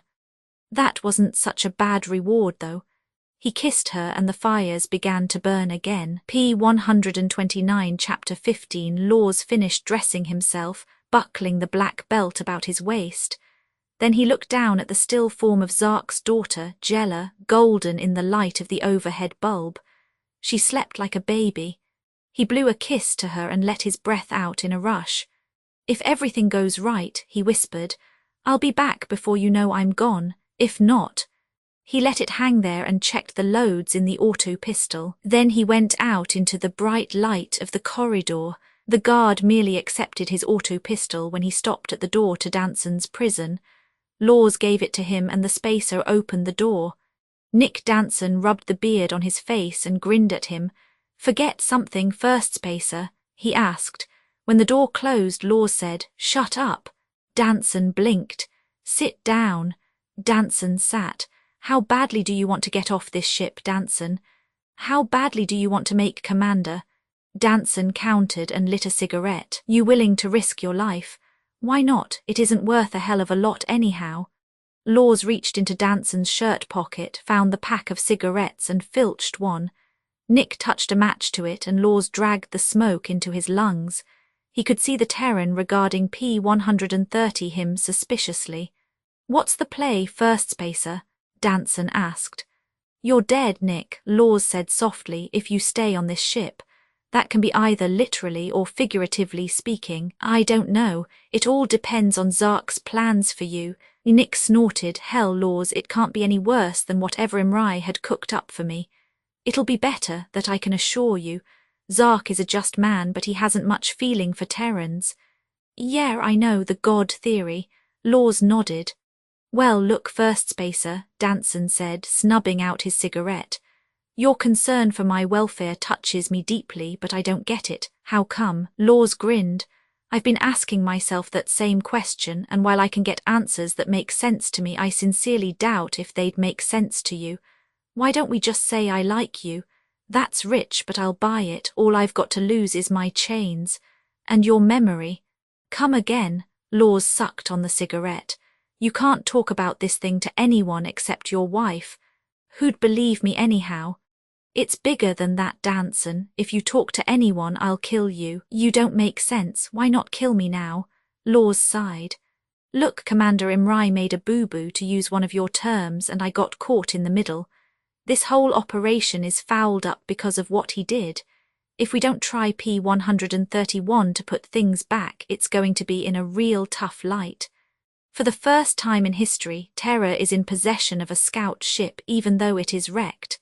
Not only that, but they know it. They are hot on the trail of us, and if enough Terrans get wise to us, we'll be in trouble. You've read my diaries and journals. You know what it's like up here. My planet needs Earth as a trade base, and if you people ever wake up as a race, we'll be able to help each other a hell of a lot. Maybe that's why I want to take you back to your wife. Is that good enough for you?" Danson nodded. "I guess so. I know enough about this situation to tell that you're either on the level or you're a damned convincing liar. What's the plot?" "The plot, as you put it, is to get you and Bryce back to Earth." "Bryce, Nolan Bryce, he's here." Laws nodded. "Bryce found your watch where my scout ship cracked up and guessed who I was before I did. I was hiding up at your cabin trying to figure things out when he decided to put a bullet into me. Both Beth and I thought I was you, and she was trying to help me figure out what I'd been doing for 13 months. Bryce came in shooting and my people kidnapped him." "Great. In any event, I think I can get Bryce to the scout ship. I'm going to rely upon you to spring yourself out of here and get down to the hangar. You'll pass for me easily." "Okay. How do I get past the guard?" "I'll fix it. If I can't, I'll be back." "Okay, Buck Rogers, it's your show." P132 Laws grinned at him. "Keep your fingers crossed," he said, and went out. "I won't do it," Navi said flatly. He lifted his glass and took a large swallow of the drink to punctuate the sentence. "You've got to," Laws insisted. "You know as well as I do it's the only way to straighten things out. You talk to Zark. How can I tell him about it? What am I supposed to do? Tell him that I love a Terran and want her to be happy? Thunder and lightning, what's so important about Bryce and Danson? They're only Terrans. This woman you're so silly about will find someone else. Laws, by the gods, if you take those two back, they'll talk to everyone they can get their hands on. No, they won't, not Danson. Narvi, that's the beauty of this whole plot. Danson understands that our people simply want to begin trade negotiations with Terra. He's learned to speak and read our language, and he knows how badly we want to trade with his people. He'll help us. What about Bryce? Narvi snorted. Bryce can be handled by Danson. If that doesn't work, we can threaten to do all sorts of things to him. And you want me to take the guard's place outside Danson's quarters and give you time to steal a scout ship? Yes. Narvi cast his blue eyes toward the ceiling and groaned aloud. If I keep doing all these goofy things for you, I'll never make commander. I won't even make vice commander. P-133 Laws smiled. Don't worry about it. If things work out, you'll have had a hand in opening up a new planet for our trade rockets. Narvi sighed. All right, I'll do it, although I should have my head examined by the ship's doctors. Laws grinned at him and finished the last of his drink. It'll work out, Narvi, and you'll probably get a medal. A prison cell, likely, Narvi snorted, on Thista. Laws slapped him lightly on the arm and left the ship's wardroom. He had a lot to do and damned little time to do it in. P-135 Chapter 16 Laws left the wardroom and walked along the hollow, brightly lighted corridors toward the hospital, where Detective Nolan Bryce was being kept a prisoner. He would be the tough one of the two, because his mental roots were still very close to the witchcraft-believing parents who had given him birth. Bryce was a Pennsylvanian. He was fairly intelligent, but like all Pennsylvanians, he had an unconscious closeness with tradition. He was of the type who would stoutly deny he was superstitious, yet would refuse to walk under a ladder. How would he react to Law's proposal? Would he, with typical Dutch stubbornness, tell him to go to hell, or would he cooperate? It was a difficult thing to predict. Laws shoved the door to the hospital open and grinned at the spacer behind the desk. "You've a Terran here?" he asked. The spacer nodded and laid down the sheets of paper he had been ruffling as Laws came in. "Yes, sir, we have one. He's in the care of Dr. Zullo." "What are they doing to him?" "I'm not sure, sir. I understand he was in a great state of shock when he arrived. I would imagine they are giving him rehabilitative treatment." Laws grinned again. Apparently the method by which they had snatched the detective had completely unnerved him. "I'd like to see him," he told the spacer. "Where can I find Dr. Zullo?" "I'm sorry, sir. Only authorized personnel will be allowed to interrogate him." P-136, "I'm authorized, I believe. I captured him. I'm Laws." The young spacer flushed. "I'm sorry, sir. I didn't know who you were." He pointed to the door behind him. "You may go through there, straight down the corridor until you reach the 4th ward. Dr. Zullo will be there." "I think so." "Thank you." Laws shoved the door open and walked down the long hall toward the 4th ward, not quite sure in his mind how he could spring the Terran from the hospital and get him down to where the scout ships were hangared. But it had to be done. If he failed, and they all ended up dead or thrown into the penal colonies on Thista, the trade program with Terra would be set back at least 50 years. All the ground they had gained, all the knowledge and plans they had formulated would be useless. They would have to start from scratch. The wrecked scout ship could be covered up, but the loss of Detective Lieutenant Bryce and Nicholas Danson would not go unnoticed, especially when Beth Danson spilled her story about the strange events that had gone on at the cabin. Of course, Terra would never be able to corroborate what she had experienced, yet they were on the verge of space travel, and they were a warlike race. They could cause all sorts of unnecessary trouble in space. It had to work. He had to get both of them back to the planet, even if it meant stopping a slug from an auto-rifle to do it. He reached the door to the 4th ward and went in to look for Dr. Zullo. The man wasn't P-137 hard to find. He was the only person in the small anteroom. "What can I do for you, First Spacer?" he asked. "I'm Dr. Zullo." "I'm Laws." For a moment they stared at each other. The doctor was a middle-aged man with a weathered skin stretched over a rather aquiline set of features. His small, bird-like eyes were piercing in their study of Law's face. He smiled thinly and ran a hand through greying hair. "Laws, you the one who went down there. I was in the accident. In a sense, I suppose I'm to blame for having brought Bryce up here." "You know him?" Dr. Zullo's eyes narrowed visibly. "Yes, at least I think I know him better than you people do." "Then perhaps you can help us with him. When he arrived here, he was in a state of acute shock in which he was almost violent. He kept screaming about witchcraft and all sorts of Terran nonsense. We gave him as much treatment as we could under the circumstances, and he stopped acting like a wildman." "How is he now?" "Numb. He's sitting on his bed in a special room and staring at the wall." "He isn't out of his mind, is he?" "I don't think so, but he has had a tremendous strain and shock. It'll take a while. He isn't of the same structure as the other one." Laws sighed wearily. "I'll see what I can do with him. Commander Zark has plans for him." "Another switch?" The doctor made no attempt to cover his disgust over the idea. "P-138, an accident, I believe. From bad to worse, Laws didn't answer him. He merely made a motion with his hand for the doctor to show him where the Terran was being kept. Dr. Zullo nodded and pointed toward a door at the far end of the ward. A blue-uniformed spacer stood guard before the door. He clicked his heels as Laws approached. "I want to see the Terran, Spacer," Laws said briskly. The spacer nodded and opened the door. Laws stepped inside and listened to the lock click into place behind him. Nolan Bryce was seated on the edge of the bed staring at the wall, but Laws did not believe that he was in a state of shock. He had the knotted jaws of a man who is firmly determined to betray nothing to his captors. He sat there with his fingers laced together, hanging between his knees, his clothing rumpled and hanging loose from his broad frame. "Nolan," Bryce swung his eyes to the first spacer, the muscles of his jaws working. "I'll kill you," he said with a horrible softness in his voice. "Nolan, listen, I'm here to help you. You've done a lot of helping, spaceman. I know what you want, Earth. Don't be silly. I want to help you and Danson to get back home."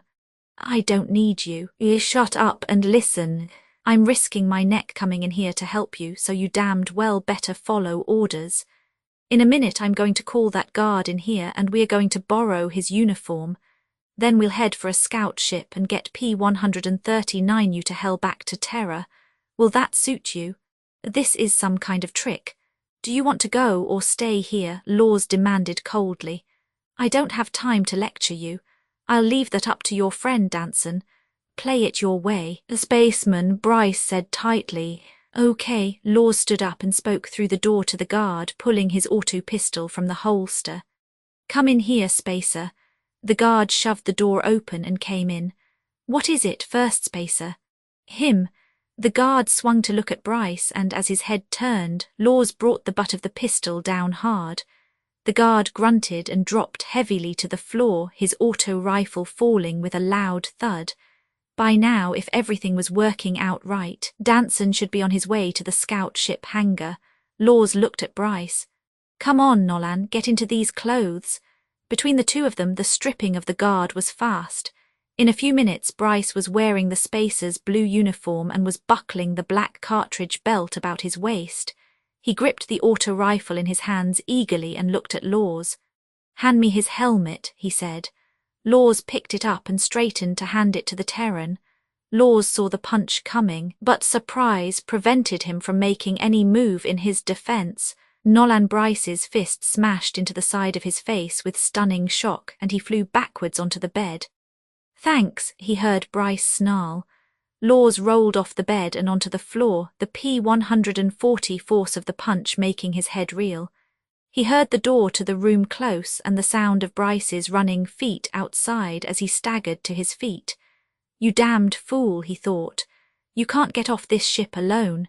He started running after the Terran, drawing his pistol as he ran. P-143 Chapter 17, Laws dashed down the hallway into the main corridor, passing the limp body of the doctor and the young spacer who had been on duty at the desk. Apparently, Bryce had come into the place fast, swinging the auto rifle like it was a club. Both of the men were unconscious, but there was no blood in sight. "Crazy fool," Laws said aloud and slammed the door as he dashed into the corridor. Bryce was running blindly. "Bryce, stop!" Laws fired the auto pistol over the fleeing man's head. Bryce stopped and whirled, dropping to one knee to bring up the rifle he carried. He snapped off a fast burst and Laws dived across the polished corridor to hug the wall. He landed, rolling, his pistol zeroed on the Terran, but he couldn't bring himself to shoot. Nolan Bryce, however, had no scruples about shooting at Laws. He fired continually, cursing as the bullets missed. Beyond the Terran, Laws could see 4 other spacers running down the hall toward Bryce. One of them fired. Bryce whirled, spotted them, and brought up his rifle. The gunfire in the emptiness of the hall sounded like a machine gun being fired in a cave. Laws saw a spacer slam backwards, rolling crazily from the impact of the bullet that Bryce had triggered. The Terran was hunched over in a crouch, like an old gunfighter, shooting from the hip. Suddenly he jerked to his feet, spun crazily in 2 directions at once and fell flopping to the floor. The P-144 auto rifle clattered. As he let it fall, Laws came slowly to his feet and shoved his gun back into its holster. Then he walked over to where Bryce was staring at the ceiling through unseeing eyes. It was a damned shame, but he had brought it on himself. One of the spacers looked at him. "Are you all right, sir?" Laws nodded. "Is he a spacer?" one of them asked, looking at the uniform. "An escaped Terran," Laws said, then he remembered that Danson was probably down at the hangar. "Don't jettison this body until I give you the orders. Put it in quick freeze." "Yes, sir," the spacer said, but Laws was already on his way down the corridor. He could do nothing for Bryce now. Perhaps it had even been a good thing.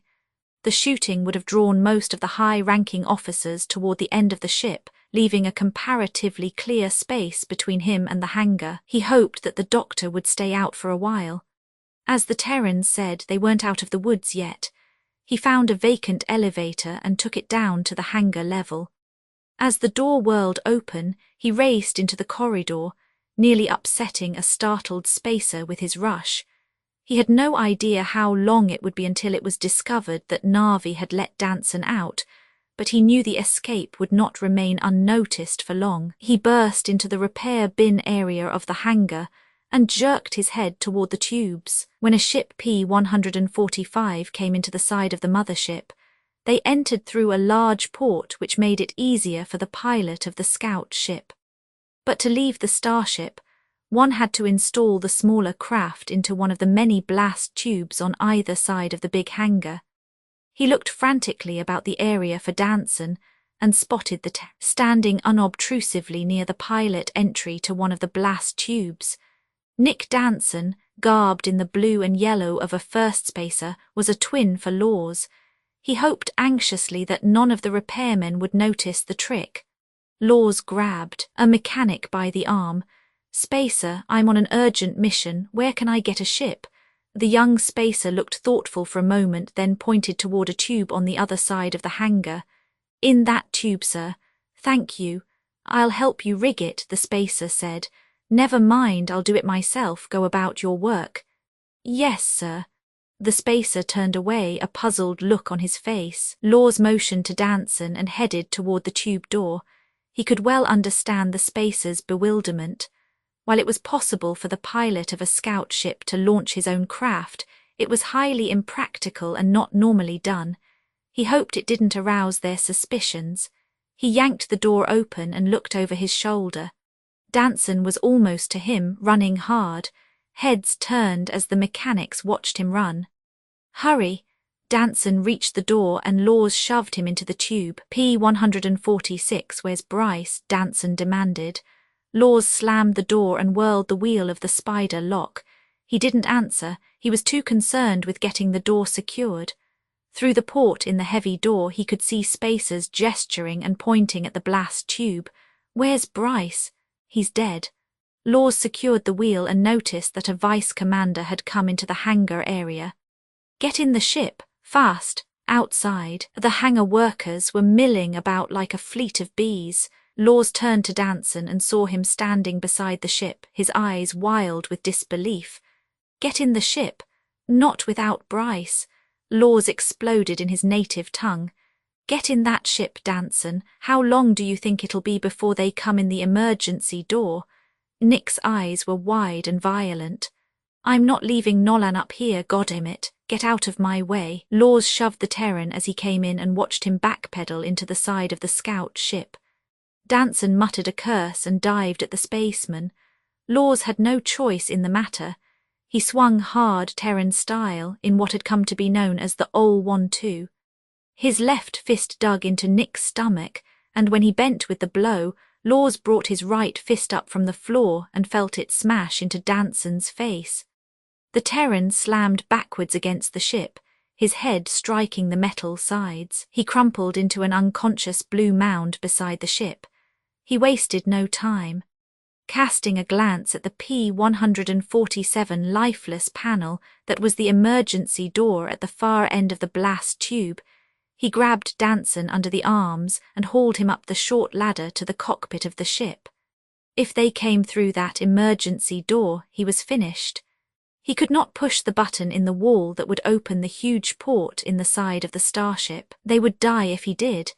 It would be one thing to free an alien, but to intentionally kill members of his own race would mean disaster. 30 seconds after he pushed the wall button would open the port at the end of the tube and send the void of space rushing into the chamber. Anyone who did not have adequate pressurization would be a fond memory. He stuffed Danson's body into the cockpit seat and buckled the strap about him. Laws left the cockpit canopy open and leaped to the floor of the tube. How long do I have? A minute, 2, keep them outside, he pleaded and dived for the button. Laws, the shout echoed hollowly in the tube. He glanced toward the door and saw 3 mechanics inside the tube. Thunder and lightning. 1 second after he had slammed the button and all the doors would have locked automatically and the port would have opened. Panicked by the sight of them, he whipped out his pistol and fired. In the tube, the weapon sounded like a firecracker going off in a steel drum. The unarmed mechanic stopped dead, whirled and ducked back through the door. In another 4 seconds, the armed guards would show up. P-148 Laws shoved the weapon back into the holster and slammed his hand against the button. It would lock them out now. He had his 30 seconds now. He dived for the ship, dropped into the cockpit and slammed the canopy forward, twisting the lock into place. His fingers moved over the controls and the engines whined into life as the port opened before him. He was on his way. He revved the engines impatiently as the big door rolled away and the stars burned in at him. Then he shoved the speed control forward and the scout ship surged out into the blackness of space. His feet kicked at the pedals and his hands worked the stick. The scout ship rolled over and streaked toward the lighted ball of the earth. He turned his head, looking over his shoulder at the mothership. Tiny flashes of brilliant light speared from the starship. They lifted, fluttered, and followed him like a swarm of bees. They were giving chase. P-151 Chapter 18, he had thought there would be a pursuit. He kicked at the rudder pedals and threw the stick. The scout ship rolled over and plunged toward the ice cap at the north pole of the planet. At 16,000 mph, the rocket was little more than a guided missile, and he knew that when he reached the ice cap, he'd have to throttle back, but then so would his pursuers. Beside him on the seat, Nick Danson's head rolled from side to side as the ship streaked toward the earth. The 4 scout ships were fanned out behind him and trying to close, yet he was holding them at bay with a mere 16,500 mph. He wished frantically that he could have figured out a way to stymie the chase, but starships were not built to be sabotaged. The designers had done a damned good job on them, fitting them with every device known to prevent crippling or damaging by the enemy, whoever it may be. The 4 ships were hanging on him. I've got to lose them, he thought feverishly. I've got to lose them long enough to get Danson back to the cabin and get the hell out again. After that they can have me, but not now. He looked behind him, trying to determine whether or not they were getting set to fire on him. They didn't look it, but he couldn't tell. Weapons were not a scout ship's strong point. Each ship was armed with a large rocket launcher, but it was seldom used. Speed was the greatest weapon they needed, and the military designers P-152 of the home planet had poured all their energy into the fast maneuvering of the craft. The heavy caps of ice that covered the continent of Greenland loomed up before him, and he hoped that he could lose them in the white wilderness. He would have to throttle back when he reached the jagged waste of ice, but then so would the four behind him. They saw what he was attempting and poured all the power they could into their ships.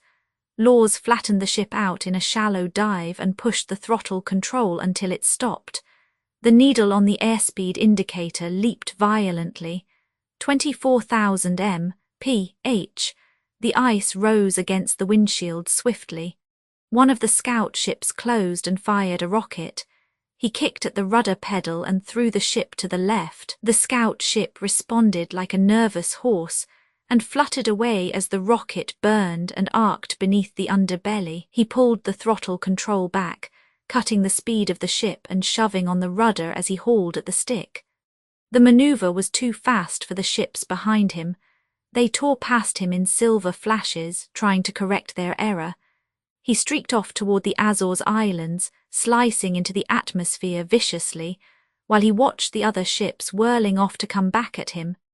They would soon have to break radio silence, or they would never get him. It was almost impossible to close on a quarry at these speeds, unless each man knew what his buddy was doing. At 15,000 miles per hour, a microsecond of delay before acting could slam two ships together with a violence that would atomize everything. P-153, still they refused to make radio contact with each other. Laws watched them coming back at him, minute silver specks on the radar sweep. He shoved the stick forward and dived for the ocean in a shallow plunge. He had the biggest advantage in that they had to anticipate his moves in order to get him into their sights. One of them got him in his sights and fired. He watched the rocket spearing toward his ship and slammed the stick over to the right. The discus-like scout ship flipped over in a slow roll, the rocket barely missing the ship. Laws felt a little sick.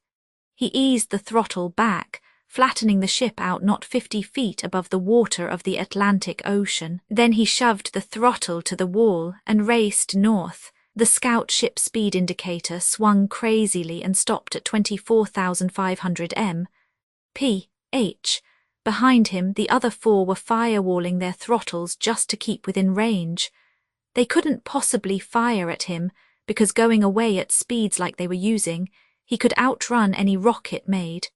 Not only was that in his favor, but should one of them fire, they would fly into their own weapon. He glanced at Danson. Nick had awakened and was staring wide-eyed at the ocean that was spinning past them as they streaked north. Then Nick's mouth opened and Laws looked ahead. They were almost on the freighter. Laws lifted the ship and whipped over the spars of the ship in a rush that had probably broken lines and smashed windows all over the vessel. Behind him, the others were streaking over the ship, and Laws could imagine the terrified crew members who had probably been knocked flat P-154 by the wash from the scout ships. Danson had fainted.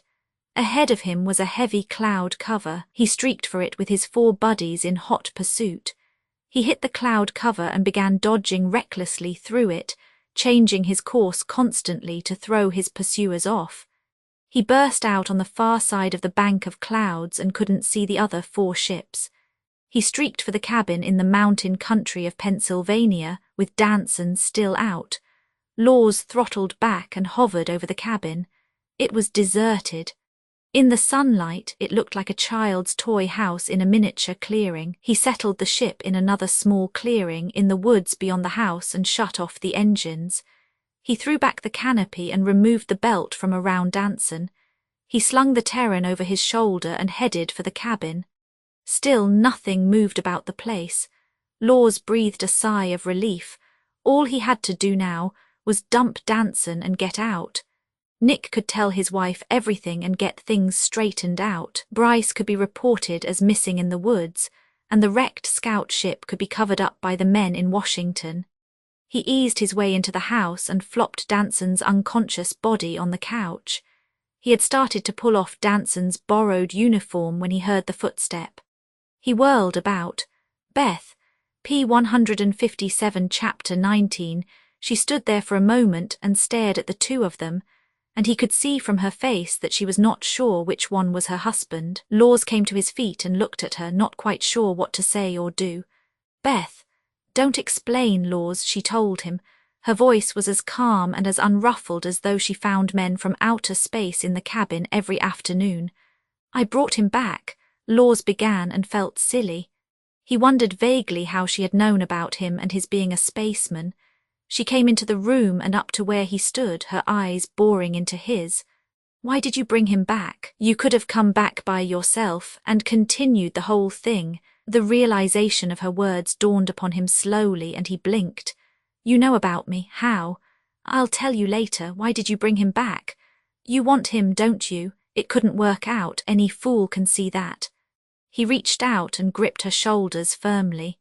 It wasn't supposed to happen this way, Beth. It was all supposed to go like clockwork. We never figured on the scout ship being wrecked, and I never figured on falling in love with you. That's why you brought him back, because you love me. He nodded, trying vainly to brush aside the trembling emotion that lifted within him at the P-158 touch of her flesh. It was a weird feeling. I thought about taking his place, Beth. I thought about it, but I knew it wouldn't work. It was a half-crazy thing in the beginning. I'm sorry. A faint smile tugged at her lips. Don't be. I'm not the least bit sorry, but I'm glad I know the truth. Now it doesn't seem so ridiculous, Bryce disappearing into thin air. She looked about the room. Where is he? Dead, dead. Her eyes widened. Laws nodded. I brought your husband back against my commander's orders. When I tried to get Bryce out of the hospital, he went berserk and began shooting things up. One of the spacers killed him. Poor Nolan, she whispered, and he could see the tears welling in her eyes. Then she looked at him sharply. You acted against orders. He nodded again. What will happen to you? Nothing. It'll all come out all right. But Beth, how did you know? Who told you about this? I did. Laws whirled about, his eyes swinging against those of the husky blonde in the dress suit who stood in the doorway of the cabin. Automatically, his hand dropped toward the pistol at his side, but the blonde stopped him. Don't bother with that, Laws, he grinned. I'm not about to draw. Who are you? Laws demanded. Here, I'm Cartwell of the Secret Service, P-159, but actually I'm First Spacer Nesso of the 6th. Terran Command. You told her? Laws asked, amazed. The blonde nodded. I had to. I came here to check on Bryce and found her ready to call the police because first Nolan had disappeared and then you had. I had to think of something to keep her quiet, and the only thing I could think of was the truth. I'm a lousy agent, he added, grinning. Laws nodded and bit his lower lip. How do things stand now? He asked. Not too bad, Cartwell told him. I've made arrangements to have the wrecked ship hauled out of the area for study. This will be hush-hush for a while, then left to dissolve of itself. Everyone will forget it. What about Bryce? Cartwell pursed his lips. That was a rough break, but unavoidable. We can cover up by saying that he was searching the wooded area with the rescue squads and apparently became lost. After searching and finding nothing, we can let the people draw their own conclusions. Risky, Laws told him. It'll work unless you have a better idea. Laws shook his head. You can handle things down here, Cartwell. I have my own problems up there. He pointed at the ceiling to indicate the starship. And I'd better get Danson's uniform off and move. Beth caught his arm. Let him keep it, Laws. It won't get into the wrong hands, I promise. Laws looked at Cartwell, who nodded. Let them have it, he said. They're on our side anyhow. P-160, all right. He paused. I'll be going. Beth linked her arm in his. I'd like to walk to the ship with you. I'd like that. He grinned at Cartwell and led her outside into the afternoon sunlight. They didn't speak until they reached the small clearing where the scout ship waited for them. Then Beth pulled his head down and kissed him. Goodbye, Laws, she whispered. I'll come back, Beth, I'll come back. One of these days both our people will be friends and we'll meet again. I hope so. He glanced up at the sky and saw two of the scout ships flashing about high above the clouds. My escort, he told her, grinning. You'll have trouble. He kissed her lightly on the mouth. No, I'll marry the commander's daughter and it'll all be okay. Is she beautiful? Yes. He caught the sudden flash of womanly hurt rise in her eyes and smiled. Almost as beautiful as you. He kissed her lightly again and leaped to the cockpit of the scout ship.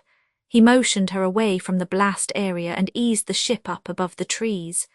She waved to him and looked very small among the trees. He lifted a hand to her, then swung the ship upward, slamming the throttle forward to head back to the starship. Angela. The END transcriber's note punctuation preserved as originally printed. Updated editions will replace the previous one.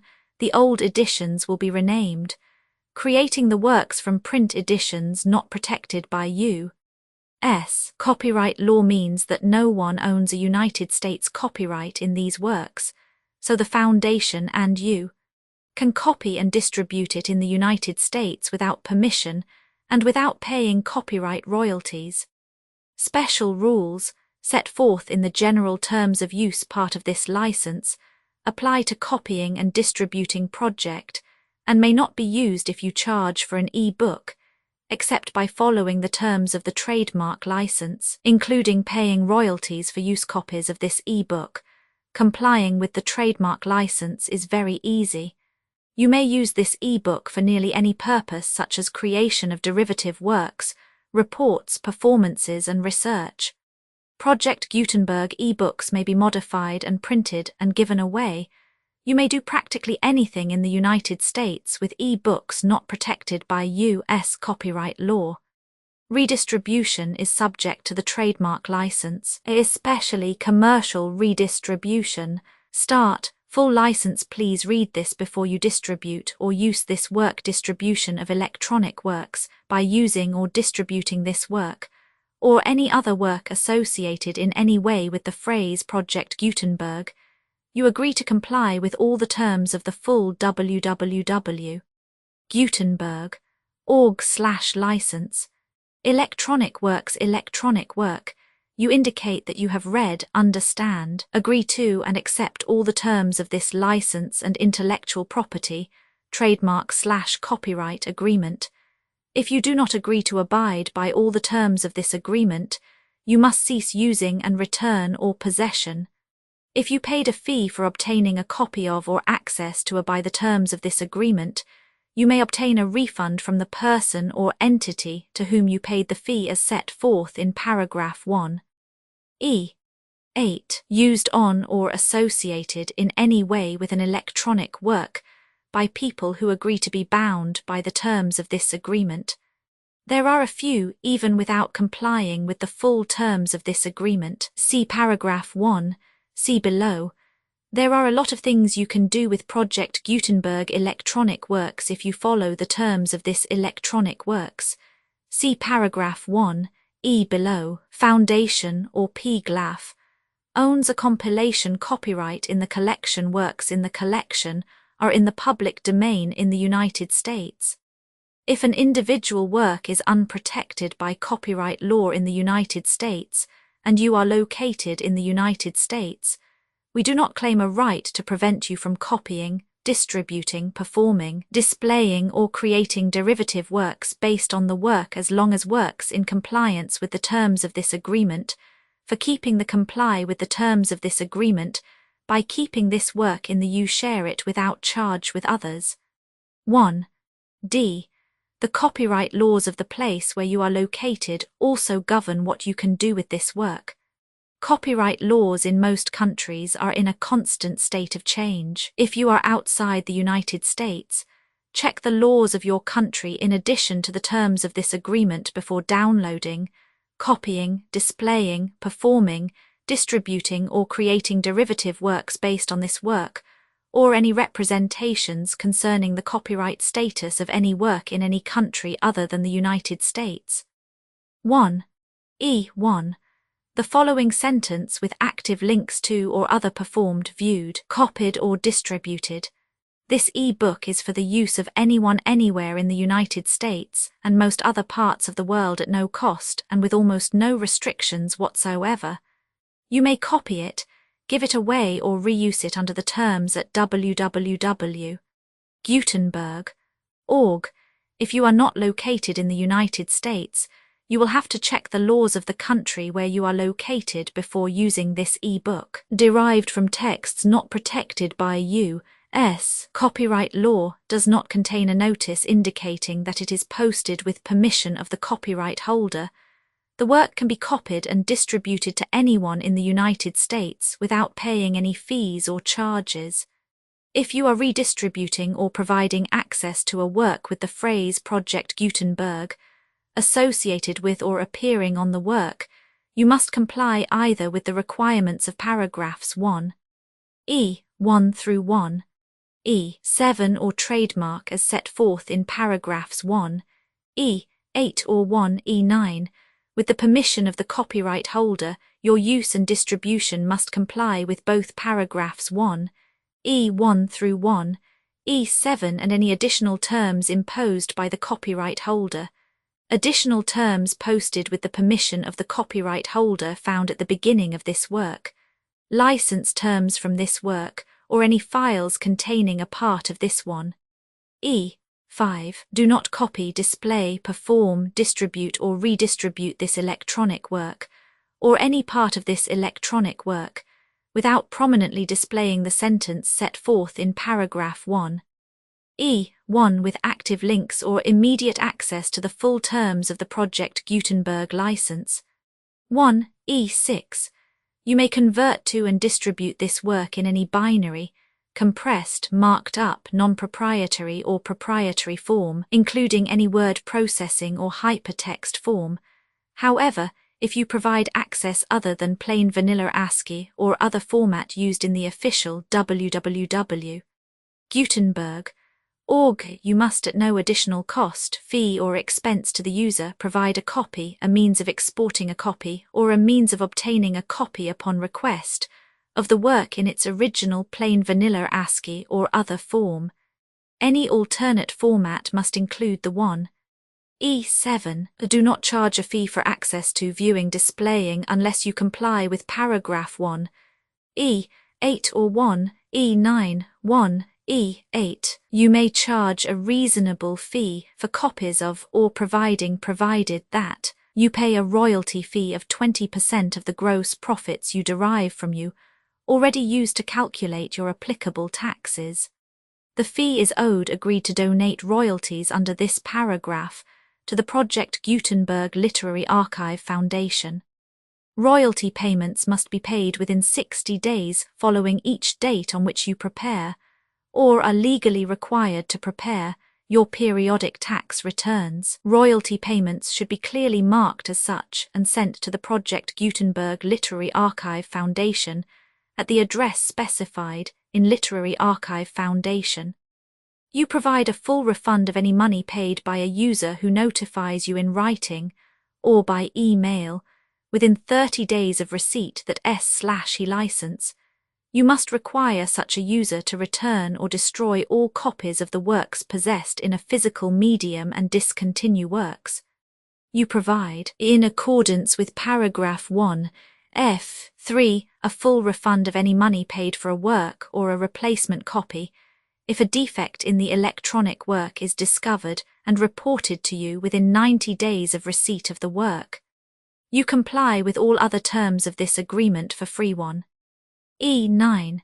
If you wish to charge a fee or distribute a Project Gutenberg trademark electronic work or group of works on different terms than are set forth in this agreement, you must obtain permission in writing forth in section 3 below.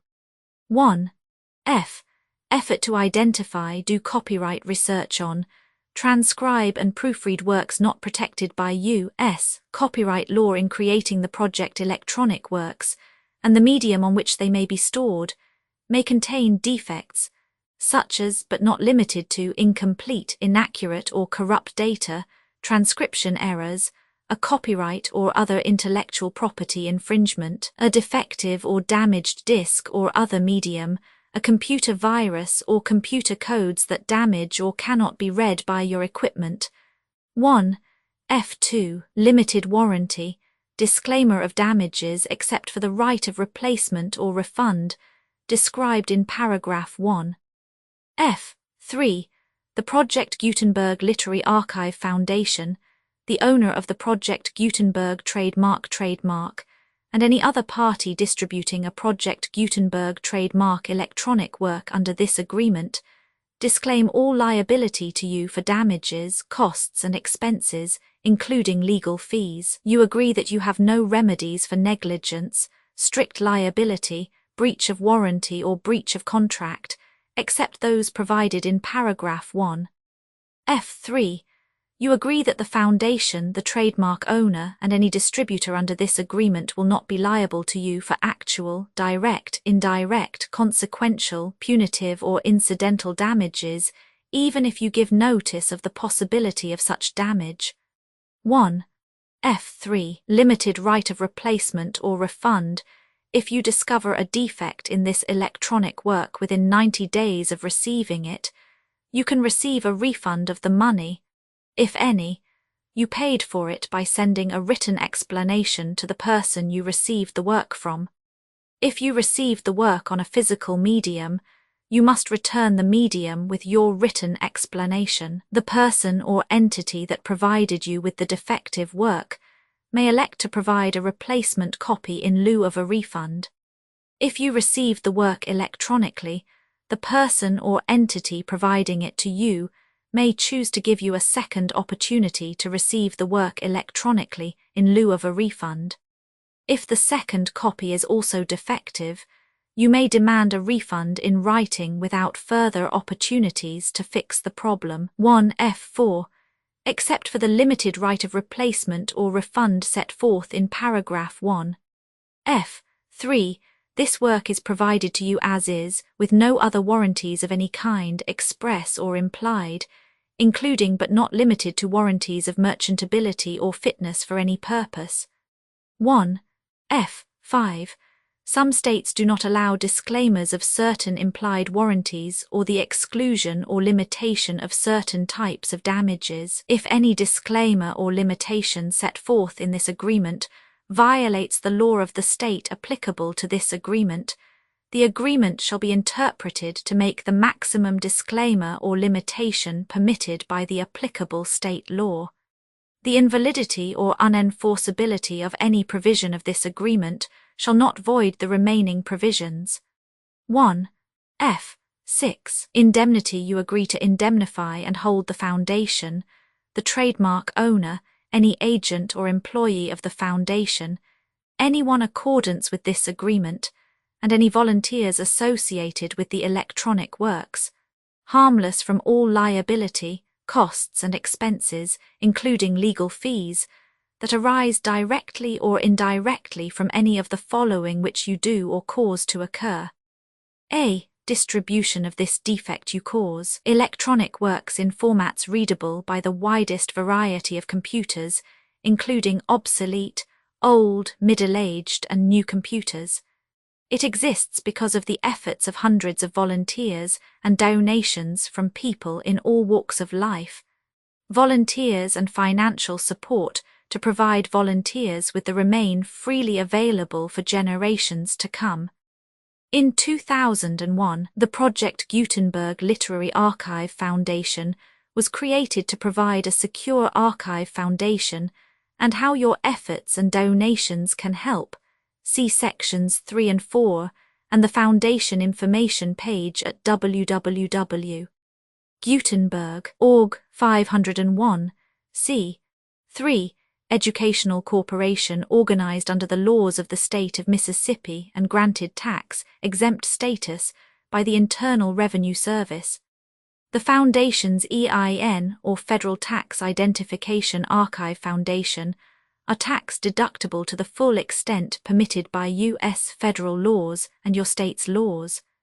The Foundation's business office is located at 41 Watchung Plaza #516, Montclair, NJ 07042, USA, +1 862 621 to 9288.